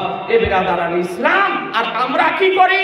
দাঁড়িয়ে সম্মান প্রদর্শন করে আমরা নবীর শানে সালাম করি। জি, কি করি আমরা? সালাম। তাহলে আপনার প্রশ্নের উত্তর পেলেন ব্রাদার। শুধু হাদিসের অনুবাদ পড়ে হাদিস বোঝা যাবে না। কোন হাদিসটির কি ব্যাখ্যা মুহাদ্দিসিনে কেরাম দিয়েছেন, হাদিসের সঙ্গে সঙ্গে মুহাদ্দিসদের কালাম যদি পড়েন তবেই আপনি হাদিস সঠিকভাবে বুঝতে পারবেন, না তাছাড়া আপনি বুঝতে পারবেন না হাদিস শরীফ। হাদিস বোঝা আপনার সম্ভব যাবে না, হবে না বিরাদার। আর তারপরে যে 4495 হাদিস নম্বর হাদিসে বলা হয়েছে যে আমরা তার সম্মানার্থে উঠে দাঁড়ালাম, তো তিনি বলেন তোমরা আজমিদের ন্যায় দাঁড়িয়ে যেও না। এই হাদিসটি হচ্ছে কিয়ামের পক্ষের দলিল। কথা বোঝা যাচ্ছে? নবী আমার বললেন যে দাঁড়ায়ও না, না বলেন আজমিদের মতন দাঁড়ায় না। তার মানে দাঁড়াও কিন্তু আজমিদের মতন দাঁড়ায় না। আজমিরা কেমন করে দাঁড়াতো? ওই আপনার বাদশাহ আপনার বসে থাকতো আর মস্তকে হাত বেঁধে তার সামনে দাঁড়িয়ে থাকতো। এটা ছিল আজমিদের দাঁড়ানো। তাই আমার রাসূলুল্লাহ শামসাকে দিবেদার, মামানিকে তাজদার, আহমদে মুখতার, নাবিকা সরদার এই আজমিদের মতন দাঁড়ানোকে বারণ করেছে। দাঁড়াতে বারণ করেছেন না, দাঁড়াতে বারণ করেননি। আমি যদি বলি যে আপনি কুত্তার মতন কুকুরের মতন বসিয়েন না। মসজিদে আপনার ঠেকার বইয়ে লেখা আছে যে এই 2 হাঁটুকে উঠিয়ে পিছনের ঘরে বসা, এটাকে বলা হচ্ছে কুকুরের মতন বসা। এটা মসজিদে নিষেধ। কথা বুঝতে পারলেন? এইরকম করে তো আপনাকে কি, হ্যাঁ আমি কি আপনাকে বসতে বারণ করলাম? আমি কি বললাম? যে কুকুরের মতন বসিয়ে নেন। তার মানে আমি কি বসতে বারণ করলাম? না, ওই রকম বসাটা নিষেধ করলাম। আর বললাম যে আপনি ভদ্রভাবে বসেন। কথা বুঝতে পারলেন? তো আল্লাহর নবী বলেছেন আজমিদের মতন দাঁড়ায় না। তার মানে দাঁড়াও কিন্তু আজমিদের মতন দাঁড়ায় না। এই হাদিস থেকে কিয়াম দিবালোকের নাই প্রমাণিত হয়। তাই আপনাদেরকে বলি যে এই হাদিসে মুতলাক কিয়ামকে আপনার নিষেধ করা হয়নি। এই হাদিসগুলিতে কেবলমাত্র ওই কিয়াম কি নিষেধ করা হয়েছে যে সে মনে চায় যে আমার সম্মান করুক দাঁড়িয়ে, আর সে বসে থাকবে আর তার সামনে হাত বেঁধে দাঁড়িয়ে থাকবে। ওই কিয়ামকে আপনার বারণ করা হয়েছে। দেওবন্দীদের পিছনে নামাজ পড়া যাবে কি? জি না, দেওবন্দীদের পিছনে নামাজ পড়া যাবে না। দেওবন্দি কাদেরকে বলে? আশরাফ আলী থানভী, খলিল আহমদ আম্বেঠি, রাশিদ আহমদ গঙ্গুহি, কাসেম নানদভি, আর কাদিয়ানি বলে মির্জা গোলাম আহমদ কাদিয়ানি। এই 5 জন ব্যক্তিকে যারা আপনার মান্য করে আর তাদের কুফরি আকীদা জানার পরও আপনার তাদেরকে মুসলমান মনে করে এবং তাদের এই লিখনিকে সঠিক মনে করে, এরাই হলো দেওবন্দি ওয়াহাবি কাদিয়ানি। কথা বোঝা গেল? আর দেওবন্দি যদি হয় তাহলে তার পিছনে নামাজ পড়া যাবে না, নামাজ বাতিল হয়ে যাবে। ওয়াহাবিদের হাতে জবাকৃত প্রাণীর গোশত খাওয়া যাবে কি? জি না। যদি ওয়াহাবি যদি প্রকৃত হয়, মাযহাব অমান্যকারী যদি হয়, এই দেওবন্দি মতবাদের যদি হয়, রাফেজি, শিয়া, খারেজি যদি হয়, জামাতি যদি হয়, তাবলিগি যদি হয়, আর বদমতহাব্বাদ আকীদা যদি থাকে, আর এই ব্যক্তিগুলিকে যদি মান্য করে, তো ওদের হাতের জবাকৃত পশুর মাংস খাওয়া যাবে না, যাবে না। ওয়াহাবিদের সঙ্গে বিবাহ দেওয়া যাবে কি? জি না। ওয়াহাবিদের সঙ্গে ছেলে মেয়ের বিবাহ দেওয়া যাবে না। তাদের সঙ্গে আত্মীয়তা করতে শরীয়তে বারণ করা হয়েছে। ওয়াহাবি আমরাকে বলেছে মুশরিক, তাহলে ওরা পাকা মুসলমান আর আমরা মুশরিক। তো ওকে মশলাটা জিজ্ঞাসা করেন যে তোমরা তো বলছো মাঝাব মান্যকারীগণ মুশরিক আর তুমি পাকা মুসলমানের বেটা মুসলমান, তাহলে তোমাদের ছেলে মেয়ের আমাদের সঙ্গে বিবাহ দেওয়া কি তোমরা বলো? হ্যাঁ, কথা বুঝতে পারছেন? এই জন্য বিয়ে দেওয়া তাদের সঙ্গে চলবে না। হায়েজ অবস্থায় কোরআন তেলাওয়াত করতে পারবে কি? এটা ওয়াহাবি বক্তা বলেছে কোরআন স্পর্শ করে পড়তে পারবে। জি, মেলা অনেক এরকম তার কাটা বৃন্দাল ভারসাম্যহীন মস্তিষ্কের বিকৃতি ঘটা বক্তা বেরিয়েছে আপনার ইউটিউবে, এই বাংলাদেশে। এই ভাই আমার নাম বলছিলেন না, আমার আমি বলবো না। জি, কি নাম বললেন জানো? খবিসের নাম নিতে ইচ্ছা করে না গো। আব্দুর রাজ্জাক বিন ইউসুফ ওই বলেছে যে মেয়েরা মাসিক অবস্থায়, মেন্স অবস্থায়, হাইজ অবস্থায় এরকম করে কোরআন শরীফ ধরে পড়তে পারে। বলছে কোরআন শরীফ স্পর্শ করার জন্য পবিত্র হওয়া কোন দলিল নেই। ব্রাদার ইসলাম, খোদার কালাম কোরআন শরীফ বলে লা ইয়ামাসসুহু ইল্লাল মুতাহহারুন, পবিত্রতা ছাড়া কোরআন মাজিদ স্পর্শ করিও না। মা বোনদের জন্য মাসিক অবস্থায়, হাইজ অবস্থায় কোরআন শরীফ স্পর্শ করা হারাম, স্পর্শ করে পড়াও হারাম। এ ব্রাদার ইসলাম, কোরআন শরীফ মাসিক অবস্থায়, মেন্স অবস্থায় স্পর্শ করা যাবে না। এই অবস্থায় নামাজ মান আর রোজা রাখা চলবে না, তবে ঈদের পরে ফরজ রোজার কাজাগুলি আদায় করতে হবে আর নামাজের কাজা আদায় করতে হবে না। শরীয়ত তাদের জন্য নামাজকে মাফ করে দিয়েছে। আচ্ছা, বাংলা কোরআন থেকে কেরাত মুখস্থ করে ইমামতি করতে পারবে কি? যদি বাংলা থেকে কোরআন শরীফ মুখস্থ করে যদি করে আর শুদ্ধভাবে যদি করে, তার অর্থ যদি পরিবর্তন না হয়, মাখরাজ, সিফাত, তাদবীর সহকারে যদি সুন্দর করে যদি পড়ে আর অর্থ যদি পরিবর্তন না হয়, তবে তার পিছনে নামাজ হবে। আর যদি অর্থ পরিবর্তন হয়ে যায়, শুদ্ধ করে যদি পড়তে না পারে, তবে তার পিছনে নামাজ হবে না। সন্তান ওয়াহাবি হলে পিতার কর্তব্য কি? পিতা যদি কোনো ব্যবস্থা না গ্রহণ করে, ওই পিতার উপর ফাতোয়া কি হবে? যদি সন্তান ওয়াহাবি হয়ে যায়, তাহলে পিতার কর্তব্য হলো বুঝানো প্রথম। যদি বুঝানোর পরও বিজ্ঞ আলেমকে দিয়ে বুঝানো, নিচে বুঝানো, কোন রকম যদি আপনার না বুঝে আর যদি সে ওয়াহাবির উপরে জিদ করে যদি থেকে যায়, তবে বাবার কর্তব্য হলো সন্তানের সঙ্গে সমস্ত সম্পর্ক ছিন্ন করা। বুঝতে পারলেন? ছেলের সঙ্গে ছেলেকে বয়কট করা, ছেলের সঙ্গে কোনো ধরনের সম্পর্ক না। কোন ব্যক্তি আলেমদেরকে গালি দিলে তার উপর ফাতোয়া কি হবে? যদি কোন ব্যক্তি শরীয়তের মশলা বলার জন্য গালি যদি দেয়, শরীয়তের মশলা বলার জন্য যদি গালি দেয় কোন আলিমকে, সুন্নি আলিমকে, তাহলে আপনার ঈমান নষ্ট হয়ে যাবে। ওকে কালেমা পড়তে হবে, তওবা, ইস্তিগফার সব পড়তে হবে। আর কোনো আলিমকে যদি সুন্নি আলিমকে দুনিয়াবি কারণে যদি গালি দেয় তবুও সে ব্যক্তি ফাঁসি হবে, ওই ব্যক্তিকে তোবা করতে হবে এবং ক্ষমা নিতে হবে। মহিলারা জামাতে পুরুষ মহিলা একসাথে নামাজ পড়তে পারবে কি? জি না, পুরুষ এবং মহিলা একসঙ্গে নামাজ পড়তে পারবে না। নারীরাও জামাতে অংশগ্রহণ করতে পাবে না, নারীরা নিজেরাও জামাত করতে পাবে না। তাদের জন্য ঈদের নামাজ মাফ, বকরা ঈদের নামাজ মাফ, জুমার নামাজ মাফ। তারা 5 ওয়াক্তের নামাজ পড়বে বাড়িতে, নির্জন জায়গাতে, বাড়ির কোণাতে তারা একাকী নামাজ পড়বে। আর পুরুষেরা জামাত করে নামাজ পড়বে। নবীর নাম শুনে আঙ্গুল চুম্বন করা যাবে কি? জি হ্যাঁ, রাসূলুল্লাহ সাল্লাল্লাহু আলাইহি সাল্লামের নাম শ্রবণ করে চোখে চুমা দেওয়া মুস্তাহাব ও মুস্তাহাসান, জায়েজ মুস্তাহাব ও মুস্তাহাসান। কোথায় আছে? ফাতওয়ায়ে শামিতে আছে। কোন কিতাবে আছে? ফাতওয়ায়ে আলম, আপনার তাফসিরে জালালাইনের হাসিয়াতে লেখা আছে। কোথায় আছে? তাফসিরে রুহুল বায়ানে আছে। নবীর নাম শুনে চোখে চুমা দেওয়া জায়েজ মুস্তাহাব মুস্তাহাসান। তবে যেন কোনো আওয়াজ না হয়, চুচু করে কোনো রকমের আওয়াজ যেন না হয়। আপনি সাল্লাল্লাহু আলাইহি ওয়াসাল্লাম এরকম করে মুখে আঙ্গুল দিয়ে চোখে বুলিয়ে নিলেন। কথা মনে থাকবে? মা বলেন আপনারাও করিয়েন, সওয়াব পাবেন।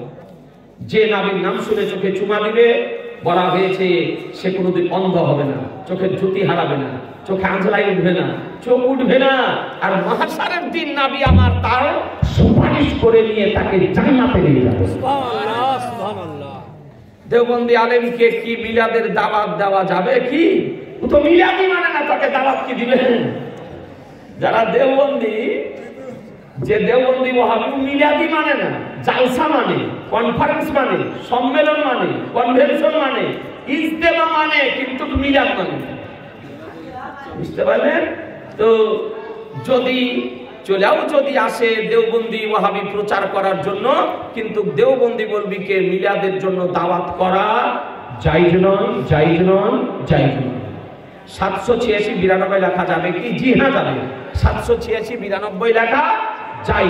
786 হলো বিসমিল্লাহির রহমানির রহিমের সংখ্যা, আর 92 হলো মুহাম্মদ সাল্লাল্লাহু আলাইহি সাল্লাম নবীর নাম, এর সংখ্যা হলো 92। হ্যান্ডবিল, ইস্তেহার, পোস্টার, বিজ্ঞাপন বা চিঠি, এগুলি নিয়ে আপনার বিসমিল্লাহির রহমানির রহিম আরবিতে লেখা নিষেধ, কারণ তার অবমাননা হবে। আপনার ইস্তেহারগুলো ছিটাবেন, পড়ে থাকবে, বা আপনি কার্ডে লিখলেন বা ক্যালেন্ডারে লিখলেন, মা বোনেরা ঝাড়ু দিয়ে ফেলিয়ে দেবে, অবমাননা হবে। তাই ফুকাহে কেরামগণ আপনার বলেছেন কেবলমাত্র আরবি অক্ষরের মান বের করা হয় ইসলাম ধর্মে, তাছাড়া কোন ধর্মে কোন অক্ষরের মান আপনার বের করা হয় না। কিছু কিছু লোক বলছে হরে কৃষ্ণের সংখ্যা 786। কি পাগল? হরে কৃষ্ণ যারা বলে তারা কি এটা বের করেছে? না। কি আপনার টুপি মাথায় দিয়ে এটা বের করে নিয়ে চলছে হরে কৃষ্ণ, তার মানে মনে হচ্ছে ই হরে কৃষ্ণেরই দলের লোক। 786 লিখা যাই আর 92 লিখাও যাই, যাতে আল্লাহ তার রাসূলের নামের অবমাননা না হয়, তাবারুকান তার সংকেত আপনার ব্যবহার করা হয়। এবার আবার কোরআন বলল মা তাকুবু রাসূল ফাকুজুহু আমানা হাকুবু ফান্তাহু, রাসূল যা প্রদান করেন তা গ্রহণ করে নাও, তিনি যা বারণ করেন তা থেকে বিরত থাকো। এখান থেকে আমার আলোচনা সমাপ্তি ঘোষণা করছি। ওয়া মা আলাইনা ইল্লাল বালাগ, আস্তাগফিরুল্লাহ রাব্বি মিন কুল্লি যামবি ওয়া আতুবু ইলাইহি। পরিশেষে বলি ভাই, এই দেখেন একটা বই আছে ইমামে আজম, ইমামে আজম মাত্র কয়েকটা পিস